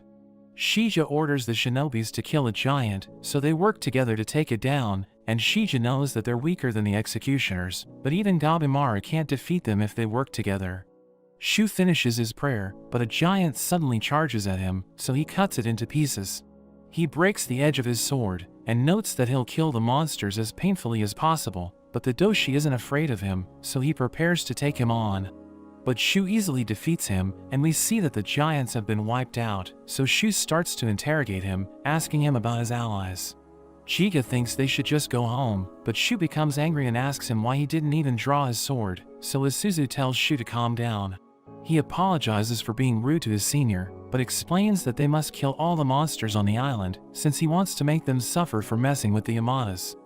We cut to Fuchi, as he notes that they can't identify the people who landed, and Shion thinks they should split into two groups.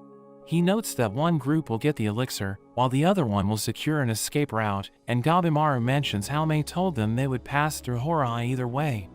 Shion tells everyone about the Tao attributes, explaining that they each have strong and weak matchups, and he thinks it will help them defeat the Tencents.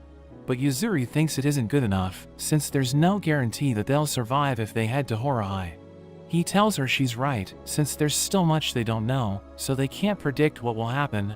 He gives everyone a chance to back out, but they all decide to go with his plan, since they know they need to work together to escape the island. They discuss their plan, and Fuchi notes that Horai is a massive citadel, which was modeled after a palace in China.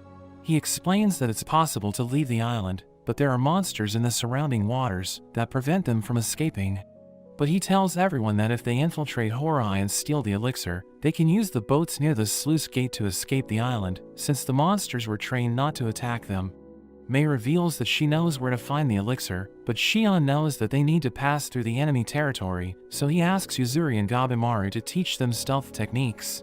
Yuzuri shows everyone how to suppress their Tao, but explains that the effect will wear off if they speak, and she thinks they can use it to sneak into Horai, since it worked on Mudan.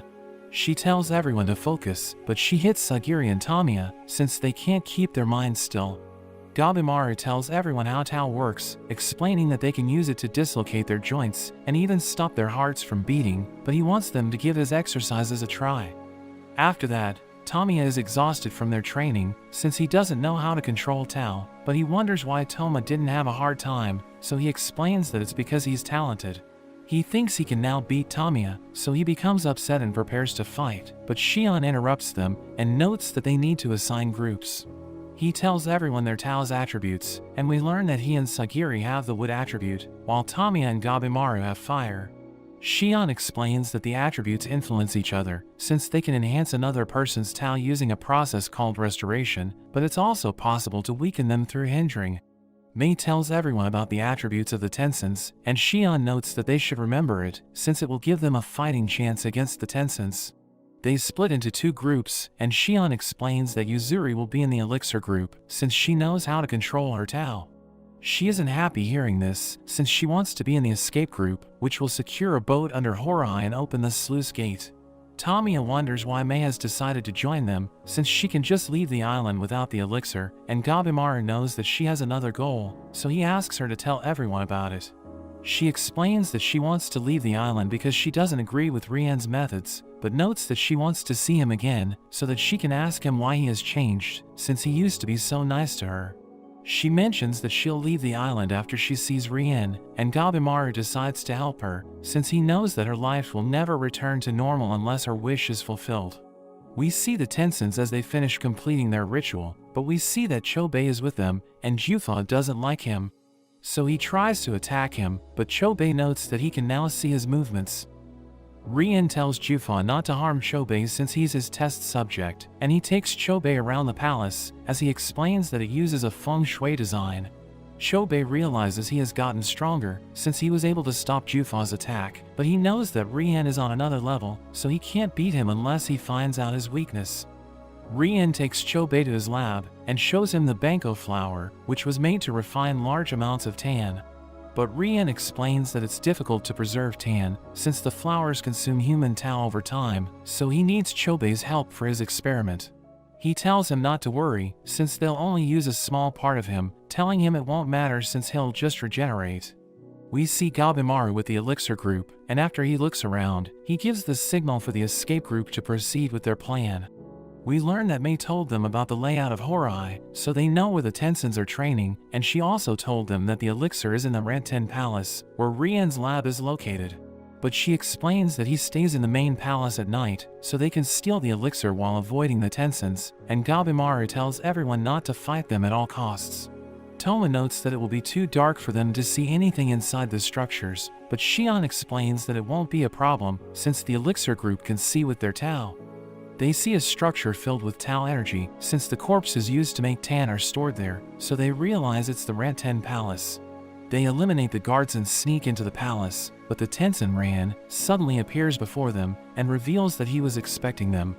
We learn that Chobei sensed Toma's Tau and told the Tensins that Gabimaru's group is on their way, so Rian ordered his friends to capture them. Ran prepares to fight as he reveals that his friends are waiting for the other humans so that they can collect their Tau and offer them to Jofuku. The escape group realizes they've been separated, and the other Tensins prepare to take them on, so Gabimaru realizes that their plan failed. They switch to Plan B and prepare to fight the Tensins with everything they've got, but Ran tells them it's pointless. He tells Mei to return to the Tensins since he doesn't want to fight her, and he notes that the Elixir of Life will be completed soon, revealing that it will no longer turn people into trees. He reveals that they have completed their research with Chobei's help, but they still need to gather the expeditioner's Tau to produce it, which is why Rian has started the Hakiji Fukusho ritual. He thinks she and Rian will finally reach an understanding, and she admits that she misses the Tensins, but notes that she only came to say goodbye to them since she has decided to leave the island. He prepares to fight, and we learn that he's Gabimaru's weakness since his Tau attribute is water. Sagiri realizes they're in trouble, but Gabimaru tells her to escape with Mei, and notes that he'll work with Yuzuri to defeat Ran. He thinks she can beat Ran, since her Earth Tau is his weakness, but Mei suddenly realizes they aren't in the Ranten Palace. Ran charges at Gabimaru, who dodges his attacks, and Yuzuri is amazed by their speed. Ran reveals that they're in his personal palace, and they wonder how they ended up there, since they thought the place was full of Tau energy because of the corpses. He explains that he created the illusion by manipulating the Tan of inanimate objects, and he reveals that he's the one who renovated Horai, so he can change its layout at any time. He traps Mei's foot and tells her to stay still, but Gabimaru rushes forward, and Ran is impressed by his moves. He knows that Gabimaru can't kill him because of his fire attribute, but Yuzuri suddenly appears behind him. She throws her Tau-infused kunai to attack him, but it has no effect, and he kicks them away. He reveals that he stretched his Tau thin and bundled it together to make it as tough as possible, and Gabimaru realizes that his body is covered with Tau armor. He explains that coordinated attacks won't work against him since there are no gaps in his armor, and Gabimaru charges in, but Ran traps his leg. They start to fight on a pillar, and he avoids Ran's attacks, but he falls as the pillar breaks. He launches rocks to attack Ran, but Ran kicks them back, and they hit him as he crashes to the ground. He gets back up and tells everyone not to worry, since everything's going as expected, telling Yuzuri it's time to execute their plan. He charges in again, but Ran notices that his Tau hasn't changed, so he thinks Gabimaru can't harm him, but Gabimaru suddenly punches him away. Rian prepares for the Hakiji Fukusho ritual, and we learn that he knows the names of Gabimaru and the others, since Chobei told him about them. He explains that he's willing to help the Tensins, provided that they keep Toma safe, and he notes that he wants to recruit him before the ritual. Rian writes the names of the expeditioners on his talismans, and he learns about their status, realizing that Shion has a strong mastery of Tau. Rian knows that he's about to fight Zujin, but his wood attribute isn't effective against Zujin's water, so he has no way of killing him. We learn that Nurugai also has the water attribute, so her attacks can damage Zujin, but Rian isn't worried since he knows she's weak. Zujin rushes toward them, but Rian suddenly senses a powerful rage, and he knows that emotions can affect a human's Tau, so he thinks he shouldn't underestimate them. Fuchi and Tamiya prepare to fight Jufa and Taufa, and we learn that Fuchi's metal attribute is good against Taufa. But Rian isn't worried, since he knows that Fuchi and Tamiya lack training with Tau, and he thinks Jufa's fire attribute will destroy them. We see that Toma is with them, but he's surprised to see Chobei, who invites him to join the Tensins. Rian is confident that they can defeat the humans, but he's worried about Gabimaru, since he knows how dangerous he is. We learn that Gabimaru told everyone that Tao is like a current surrounding their bodies, and their attributes describe the direction of the flow. Restoration supports the flow, while hindrance stops it, but the Tensen's currents are so strong that the standard principles don't apply to them. He explains that they can defeat them by exerting more Tao, but they can also use their strengths against them by doing the exact opposite. He notes that weakening Tao will prevent restoration and hindrance, and explains that it's an application of everything he learned so far, telling everyone he learned a lot from watching them. We return to the present, as Gabimaru matches his breathing to Ran's Tao, and he manages to deflect his attacks. But he knows that dampening his Tao makes him vulnerable, so he'll be in trouble if Ran lands a direct hit. Ran is impressed by his skills, and tells him he has talent, since he was able to master Tao in less than a week, but he explains that it isn't talent. He reveals that he developed his skills because he was desperate to survive, and notes that he learned from the others who sacrificed their lives, so he doesn't want Ran to call it talent. Sagiri sets Mei free, and tells him they'll head to the Ranten Palace to look for the elixir, so Ran prepares to stop them, but Gabimaru kicks him away. He knows that it's their chance to get the elixir, since the Tensens are busy fighting, so he tells her to go for it. He prepares to attack Ran again, and he thinks Gabimaru plans to use his Tao against him, so he weakens his Tao, but Yuzuri suddenly lunges at him and cuts him in half. He realizes that she waited for him to remove his Tao armor, and she prepares to finish him off, but flowers suddenly come out of his body, and he transforms into his ultimate form. Rian realizes that Ran has decided to go all out, and he tells Jofuku it's all about to end, since they have finally completed the starter for the elixir, telling him they just need to use the expeditioner's life force to grow it. Ran smashes the ground, and attacks Gabimaru and Yuzuri with a barrage of punches, which sends them flying. Yuzuri is seriously injured, and Ran continues to destroy Gabimaru, who thinks he hasn't killed them since he plans to turn them into tan. He approaches Yuzuri, but Gabimaru throws a rock to distract him, and she realizes it's her chance to escape, but she takes Gabimaru and runs away with him. Ran catches up to them, so Gabimaru blocks his attack, but he mentions that he's had enough. He cuts through Gabimaru's shoulder, telling him he's given up on turning him into tan, since he's too difficult to capture alive. Chobei invites his brother to join him, and notes that he made a deal with the Tensen, so Toma can become immortal if he accepts the offer. Tamiya tells him to go for it, and explains that it won't make a difference since he's weak anyway. He starts to walk toward Chobei, and Fuchi wonders why Tamiya let him go, so he explains that it will make it easier to control the situation, since Toma is loyal to his brother. He reaches Chobei, but they suddenly blind the Tensen, and Jufa tries to fight back, but Toma cuts him through the chest, while Chobei cuts off Taufa's head. He tells Toma his movements have improved, and thanks the others for looking after him, but Taufa gets back up, and prepares to fight Fuchi and Tamiya. Jufa can't forgive the brothers for betraying them, but they tell him they're bandits, so they use underhanded methods to get what they want. He prepares to take them on, and they rush toward him, as he recalls how he pushed them back during their last encounter. He thinks nothing has changed, so he uses the same move, but he completely misses, and struggles to block the brothers' attacks.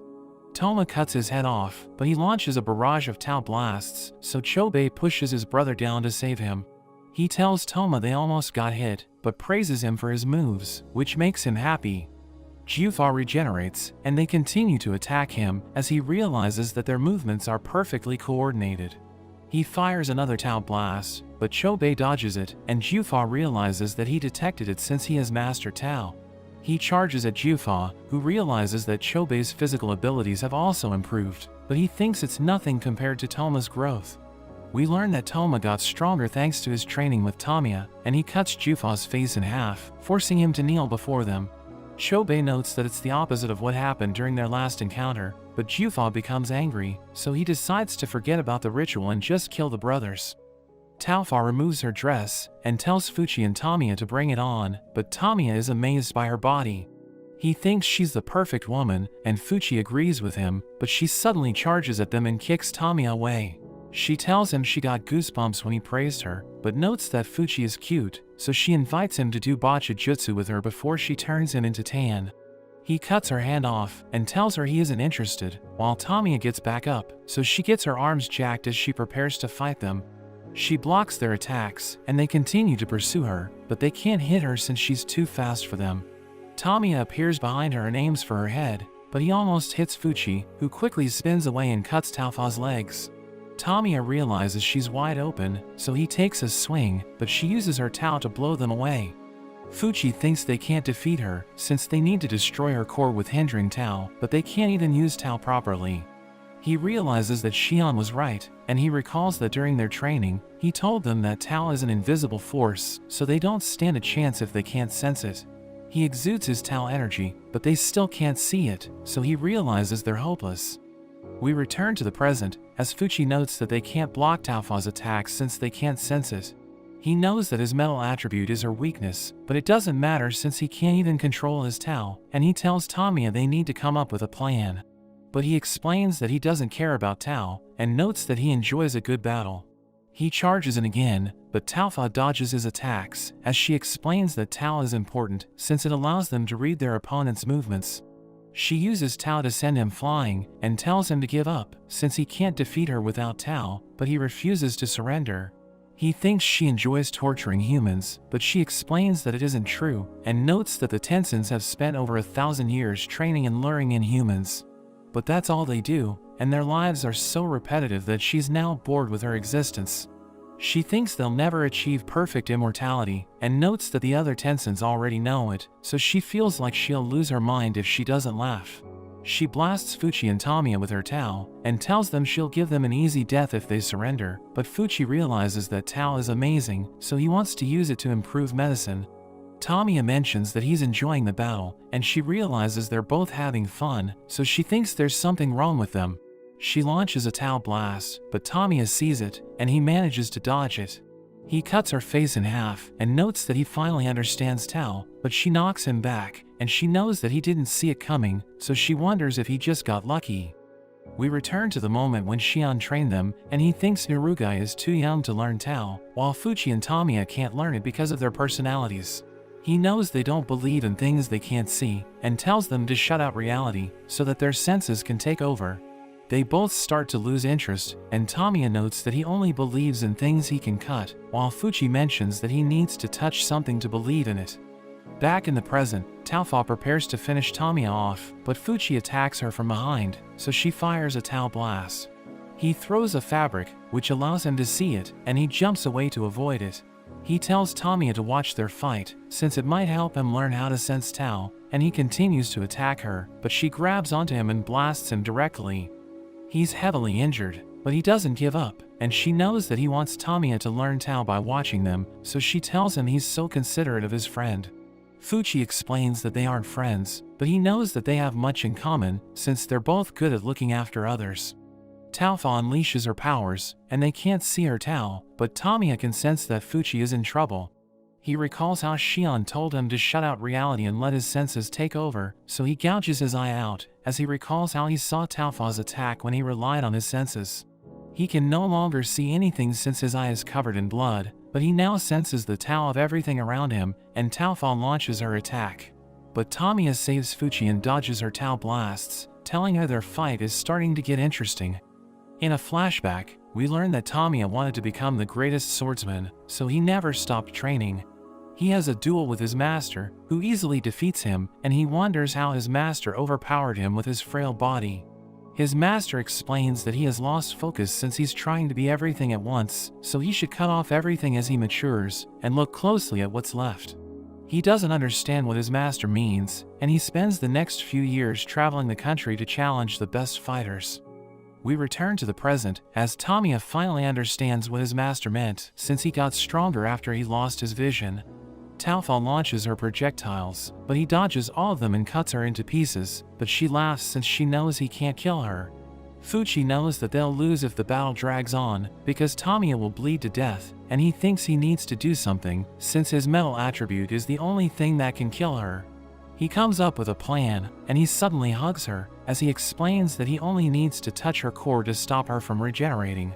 He tells Tamiya to cut her in half, and notes that it's easy for executioners to do it without killing him, but he thinks Tamiya isn't as skilled as they are. He wants to prove Fuchi wrong, so he takes a swing, but he isn't sure if he can do it since his vision is blurred. He recalls how his master taught him to cut off everything and look closely at what's left, so he closes his eye, and focuses on slicing Taofa in half. He manages to do it, and Fuchi is amazed that his blade didn't even touch him, but she calls Jufa for help. We cut to Jufa, who senses that she's about to die, and we see that the brothers are exhausted, but Chobei wants to end the fight quickly, so he prepares to go all out. Toma stops him, and tells him they need to work together to defeat Jufa, but they see Taofa's hand reach out to him. He apologizes for leaving her alone, telling her they belong together, and they combine their powers to crush everyone. In a flashback, we learn that Jufa and Taofa were raised together, and Rien tells them they're special since they're members of his family. The Tenzin watch the monsters, but Taofa is afraid of them, and while the other Tenzin take their training seriously, she doesn't join them since she doesn't like to study. Nobody cares if any of them gets hurt, since they're immortal anyway, but Jufa can't stand seeing Taofa get hurt. Mei tells him he imagines her pain because he cares about her, and Taofa wants to play, so Mei decides to spend time with them. After some time, Jufa notices that Rien has changed, since he's no longer as kind as he used to be, and he tells the Tenzins to use the Hakos to replenish their Tao. He explains that it's time to begin their proper training, and as he gives them their assignments, he touches Jufa and causes his body to mature. He tells him to study Bachu Jutsu with Taofa, and explains that it's the reason why he raised them together, so they must focus on their studies and learn from each other. During their training, Taofa explains that she doesn't want to sacrifice the Hakos to replenish her Tao, and Jufa shares her opinion, so he tells her they should eat the Tao replenishing fruits instead. After several years, Mei disappears from the castle, and Jufa doesn't know the reason, but he notices that nobody cares, since they're still training as if nothing happened. He tells Taofa he'll always be there for her, and they continue to train for centuries, but after the Hako village falls into ruin, he asks the others how long they need to keep training. He explains that they're about to run out of resources, since the Hako and crops will be gone soon, but they tell him they can just bring in sources of Tao from the outside. Mudon thinks they should use humans, and explains that they'll run out of Tao and die if they don't do it, since they aren't truly immortal.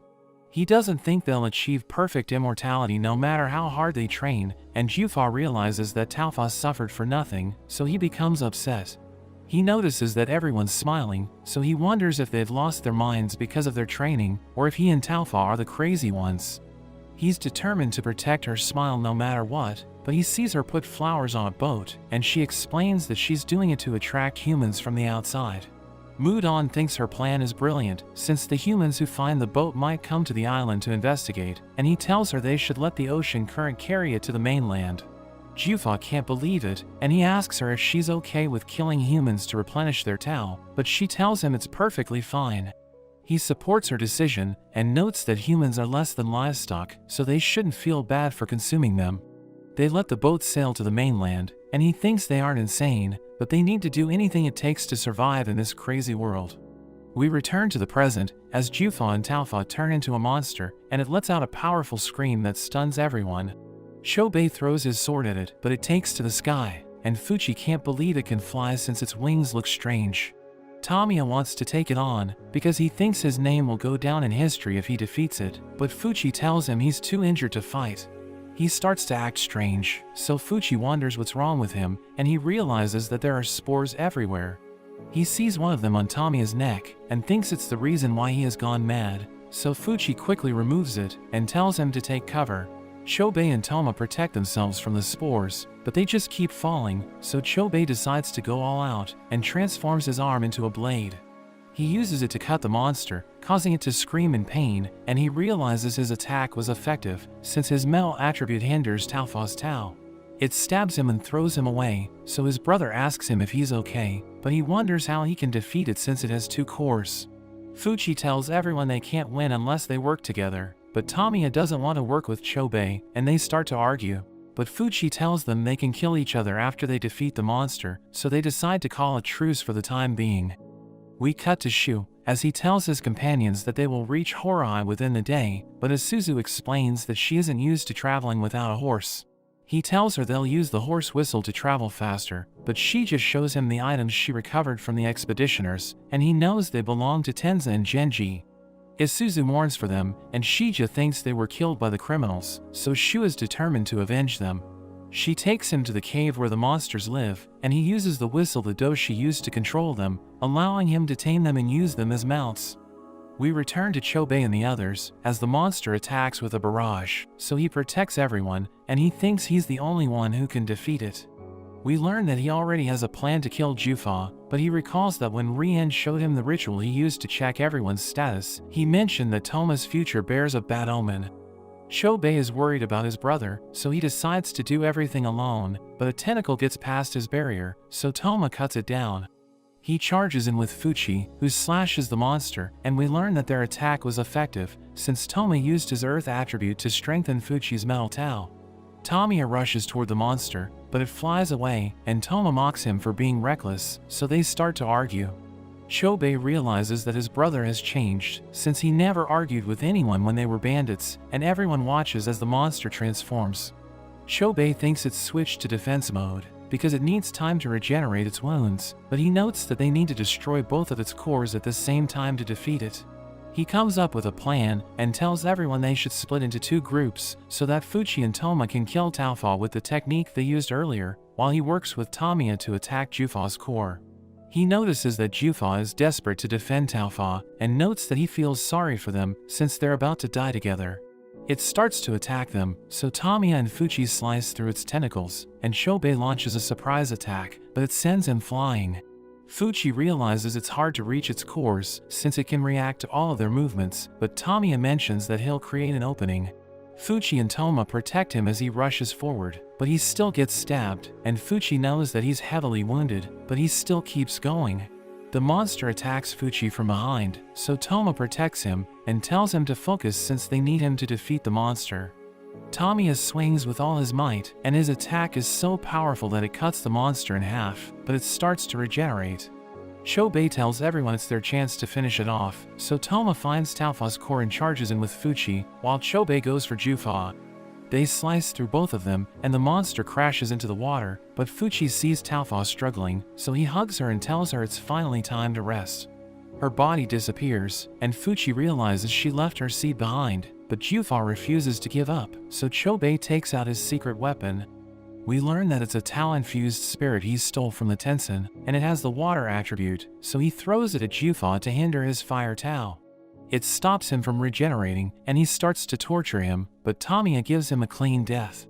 He knows that Taofa suffered during her lifetime, so he puts her beside Jufa to let her enjoy her final moments, and Jufa apologizes for failing to protect her. But he sees her smiling at him, and she's glad he's the one she was paired with. Jufa finally meets his end, and Fuchi can't believe everyone survived the fight, but he wonders if the others are okay. We cut to Sagiri moments earlier in the Ranten Palace, where she sees Gilfal waiting for her. He tells her he doesn't want to fight, so he promises not to do anything if she doesn't bother him, but Mei asks him why Rien isn't there. So he reveals that Rien left the palace, and ordered him to look after the Rite of Clarity. Sagiri doesn't know what it is, so Mei explains that Rien uses it to see the fate and fortune of the expeditioners, and Sagiri prepares to destroy it so that the Tenzins can't read their movements. Gilfa stops her with his Tao, and warns her to let go of her sword, telling her he'll crush her if she doesn't cooperate. She explains that she isn't there to fight, and apologizes for causing chaos on the island, but she notes that the Tenzin brought it upon themselves, since they were the ones who lured them there. She thinks it's pointless to continue killing each other, so she wants to end the violence, and leave the island with the others. Gilfal lets her go, and explains that he isn't interested in the conflict, but tells her there's no point returning to the mainland. She asks him what he means, so he activates his Tao illusion, and shows her that Rien went to the sluice gate. Gilfal reveals that he plans to turn all the humans on the mainland into Tan, and explains that thousands of butterflies have been loaded onto the ship, so that they can swarm the mainland and transform everyone. He explains that once the humans turn into flowers, they will come together to become the god beast Banco, and refine the perfect Tan that Rien always wanted. He releases his Tao illusion, and Sagiri wonders why the Tenzins would do that, so he explains that humans are like livestock to them. Mei reminds him about Joe Fuka's teachings, which mention that they should never take a human's life, but he tells her the situation has changed. He notes that centuries ago, the first outsiders came to the island, and as the Tenzin consumed them, they realized that humans were amazing, because their emotions improved the quality of their Tao.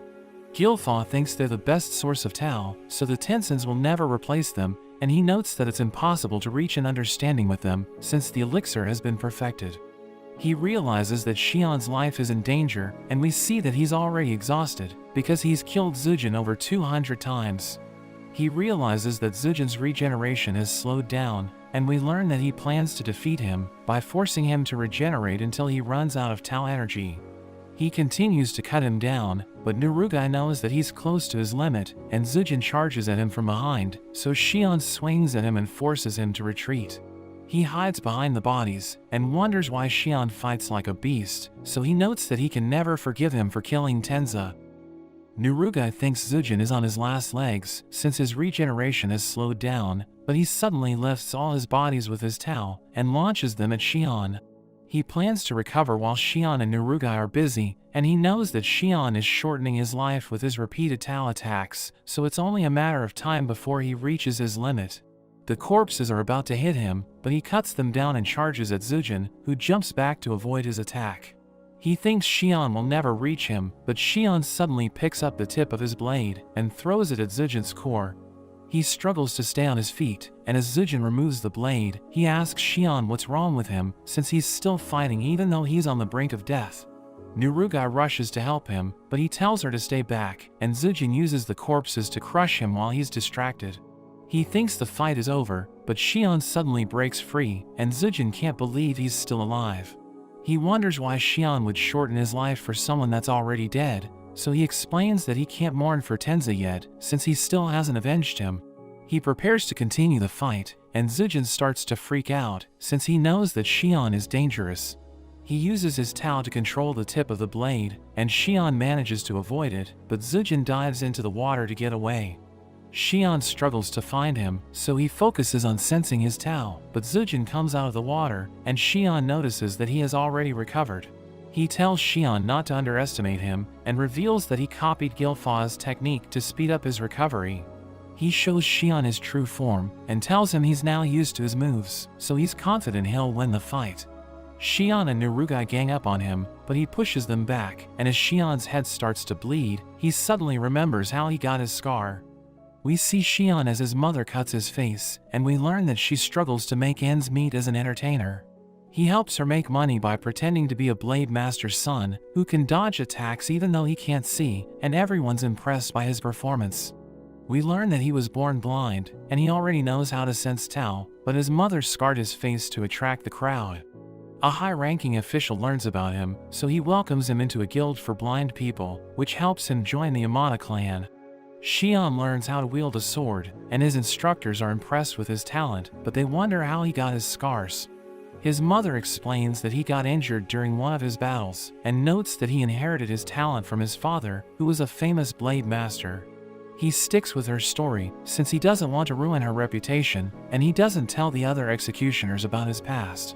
He watches Tenza as he argues with Shu, and he notes that the past isn't important, since the present is the only thing that matters. Shu tells him to behave, but he's angry since Shu brought up his upbringing, and Shion envies his sincerity and courage. Tenza tells him his swordsmanship is incredible, and notes that he's his idol, but we learn that Shion looks up to him as well. Back in the present, Shion remembers Tenza, and he's determined to defeat Zujin at all costs. Zujin attacks with his lightning, but Shion dodges it, and he explains that Shion can't win, since he can heal while he's fighting. Shion knows he's bluffing, since he's using his remaining Tau to put on an act, and he tells Nurugai it's about to get dangerous, so she should escape while he handles the rest.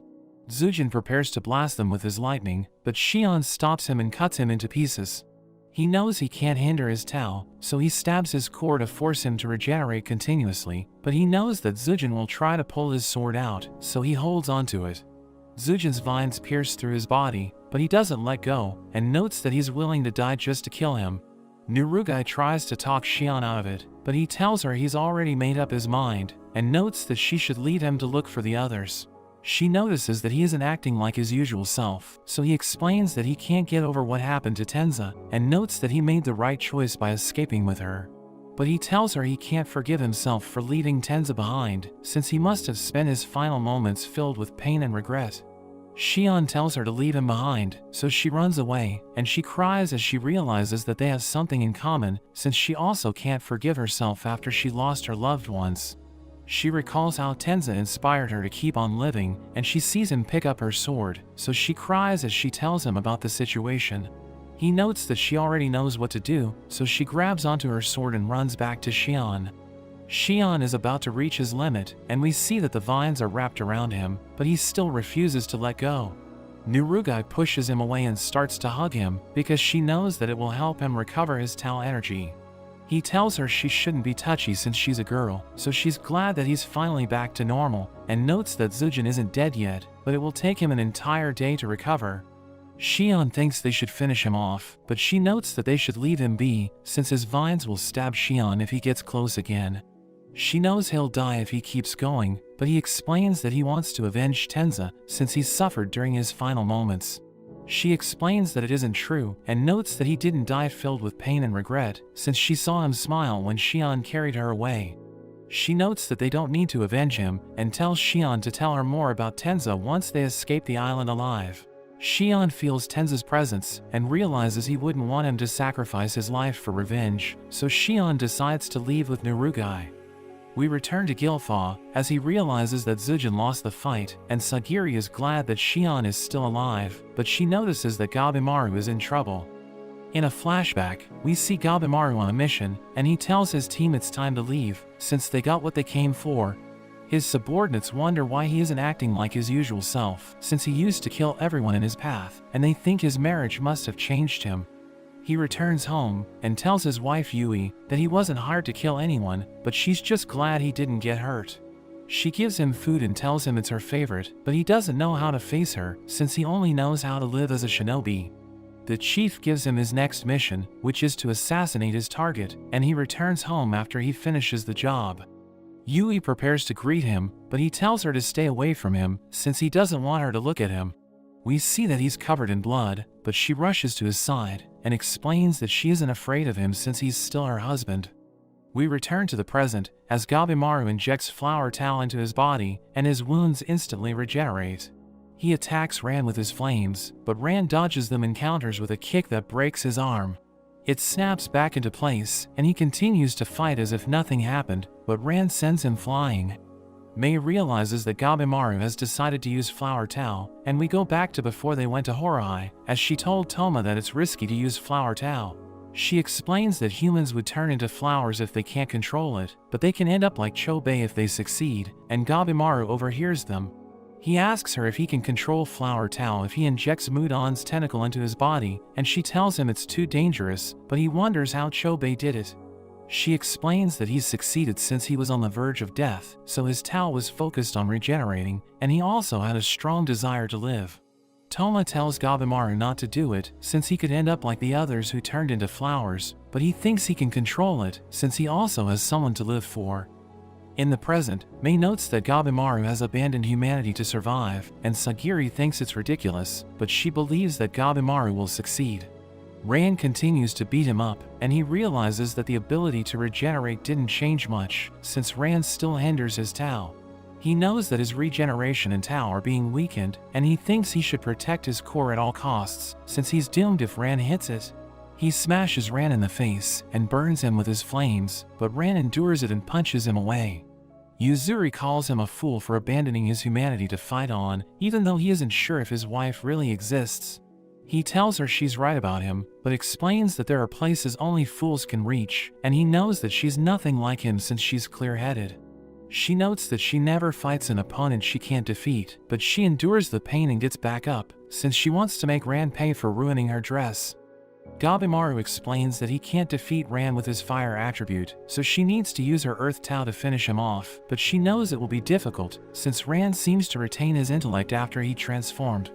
Gabimaru notes that they need to take risks, and he attacks Ran with his flames, so Ran dodges them again, but Yuzuri suddenly grabs onto his leg. Gabimaru prepares to attack him, but Ran stabs him through the chest, so he covers himself with his fire.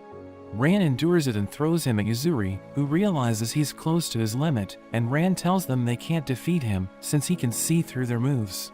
Gabimaru refuses to give up, so Ran prepares to continue the fight, and he shatters the ground, so Yuzuri starts to panic.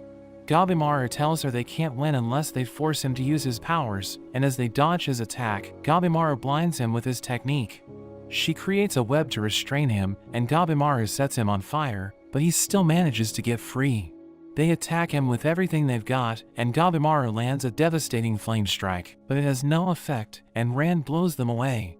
Gabimaru crashes to the ground, but he recalls that Mei told him the Tenzin can't maintain their transformation for an hour, since it drains their Tao energy.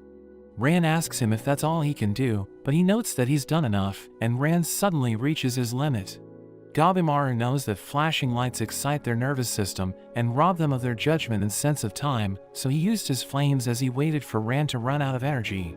His transformation falls apart, and Gabimaru lunges at him, but realizes he can still fight since he dispelled his transformation before he ran out of Tao. Gabimaru tells Yuzuri to destroy his core before he recovers, but Rand knows that she'll die if she focuses her Tao on her weapons, since she can barely even stand. She explains that she's selfish, so she'll do whatever it takes to survive, but she thinks she'll die from stress if she lets him live. She prepares to attack him, so he kicks Gabimaru away and covers the ground with earth spikes. She manages to dodge them, and Gabimaru gets hit, but he gives her a boost, allowing her to jump higher. She dives toward Rand and focuses her breathing as she slices through his core, causing his technique to crumble. He realizes he has failed his brothers, and he finally meets his end, but Gabimaru wonders if she's okay. She tells him to focus on himself, so he explains that his wounds will heal, but she knows that he'll turn into a flower if his regeneration reaches its limit. He explains that he had to abandon his humanity to meet his wife again, and tells her they need to go, since they need to reach the sluice gate as soon as possible. She tells him to go without her, since she needs time to rest, and he thanks her for saving his life. But after he leaves, we see that she's seriously injured, so she thinks she's about to die. She remembers her sister Seiya, who thought about the things she loved whenever she struggled, and Yuzuri decides to give it a try, and she smiles as she closes her eyes. Gilfa realizes that Rand has been defeated, so he prepares to leave to report to Rien, and tells Sagiri to do whatever she wants. She wonders if he won't do anything to avenge his friends, so he explains that he doesn't care about them, since the Tenzin were trained to have no bonds or feelings. He knows that Mei followed by example, but wonders why she returned to Horahai, so she explains that it's because her experiences have changed her. He tells her he's jealous, but the ground suddenly shakes, and Shu bursts into the palace. We go back to when Gabimaru told everyone the sluice gate is under the main palace, and he explains that they will all meet there, but Yuzuri notes that she'll leave as soon as they get the elixir. Fuchi tells her it isn't that simple, since they need at least 5 people to operate a boat, so she won't survive if she leaves everyone behind. Back in the present, Gabimaru rushes to the main palace, but he suddenly starts to feel strange, and realizes it's because of the flower Tao. Fuchi makes an eye patch for Tamiya, and he thinks it looks cool, but Tamiya notes that he just wants to look like a swordmaster. Chobei tells them to stop wasting time, and notes that Rien plans to use the Banko to turn everyone on the mainland into tan, but Toma wonders what he did while he was with the Tenzin. He reveals that he did Botcha Jutsu, which shocks Toma, but Fuchi notes that their plan hasn't changed, and explains that they must steal a boat from the sluice gate. We see Narugai as she helps Xian walk, and he promises to do whatever it takes to get her back to her mainland, telling her he'll take her to a place where she can live with the mountain folk. But the ground suddenly shakes, and they realize they're surrounded by shinobi.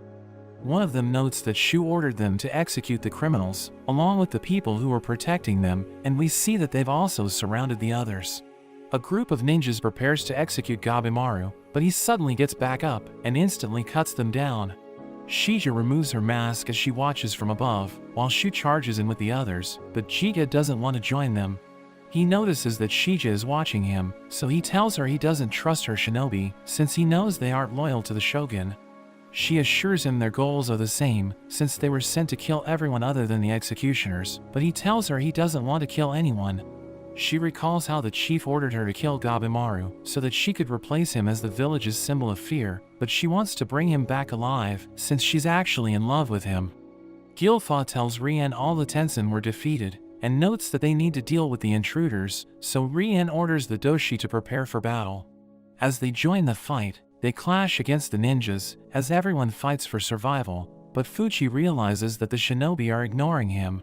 They gang up on Tamiya, but he slices through them, while Chobei creates tentacles to stab his enemies. The shinobis attack Narugai, but Shion steals one of their swords and cuts them down, telling her they need to fight their way to the sluice gate. Fuchi notes that they don't have time to fight everyone, and Tamiya tells the brothers they need to escape, so they run to the main palace. Tamiya reveals that he has seen how ugly war is, and he explains that he hates it, since it's so chaotic that a soldier must be extremely lucky to survive. Shu charges at the Doshi's cavalry unit, and as Suzu warns him he's outnumbered, he goes berserk as he remembers his fallen brothers. He overpowers the Doshis and slices them into pieces, and his companions are amazed by his overwhelming strength. He sees that a horse is about to regenerate, so he crushes its core and tells his companions to aim for the monster's navels. Rien meets Shija, who explains that he isn't her target, but he orders his men to kill her, so she burns them with her ninjutsu. Rien prepares to take her on, and she orders her men to burn the boats while she takes care of him. Mei panics as she gets surrounded, but Sagiri controls her breathing, and she sees the flow of her enemies' movements. She starts to knock them down, and she notices that the shinobi are busy fighting the Doshi, so she thinks it's their chance to escape. There are Doshi that suddenly burst in through the gate, and she panics as they rush toward her, but Yuzuri takes them out. Sagiri is glad to see her, and we learn that she was able to recover after she took a nap, but she realizes that Sagiri didn't kill the shinobi, so she finishes them off. Sagiri explains that they were just doing their jobs, but she notes that they need to make sure their enemies are dead, and she reveals that she saw Doshis and ninjas coming from the sluice gate. Sagiri thinks they should convince the shinobis to join them, but Yuzuri knows that they were sent to kill the criminals, and she tells Sagiri their companions will also be on their way to the gate. Sagiri notes that the elixir is already there, but Isuzu suddenly joins them, and she recognizes Yuzuri as a criminal. Sagiri tries to explain the situation to her, but she checks her record, and notes that Yuzuri is a murderer who has taken countless lives, so she's convinced that Yuzuri is evil. She explains that she was ordered to eliminate the people protecting the criminals, even if they're fellow executioners, so she asks Sagiri to stand down. We see Kiyomaru with Shion and Narugai, as he learns that Narugai is a criminal who disturbed the peace, and he isn't sure what it means, but he thinks he needs to execute her. Chiga finds the brothers, and he knows that Chobei is a notorious bandit, but he wonders if Toma is working with him. Fuchi and Tamiya make their way to the main palace, and Fuchi notes that they must return to the brothers once they find the right path. But Shu finds them, and explains that Tamiya must die since he's a criminal. Tamiya senses how powerful he is, but Fuchi gets in his way, and he cries as he realizes what he must do. Gabimaru runs to the main palace as he takes down the shinobis in his path, and he's determined to survive so that he can see his wife again. But Zujin merges with the Banko, and the palace suddenly collapses as he appears in his new form. He lets out a terrifying scream, but Gabimaru isn't afraid of him, and he prepares to take him on. But that's where this video ends. Remember to like and subscribe to the channel. Thanks for watching, and I'll see you next time.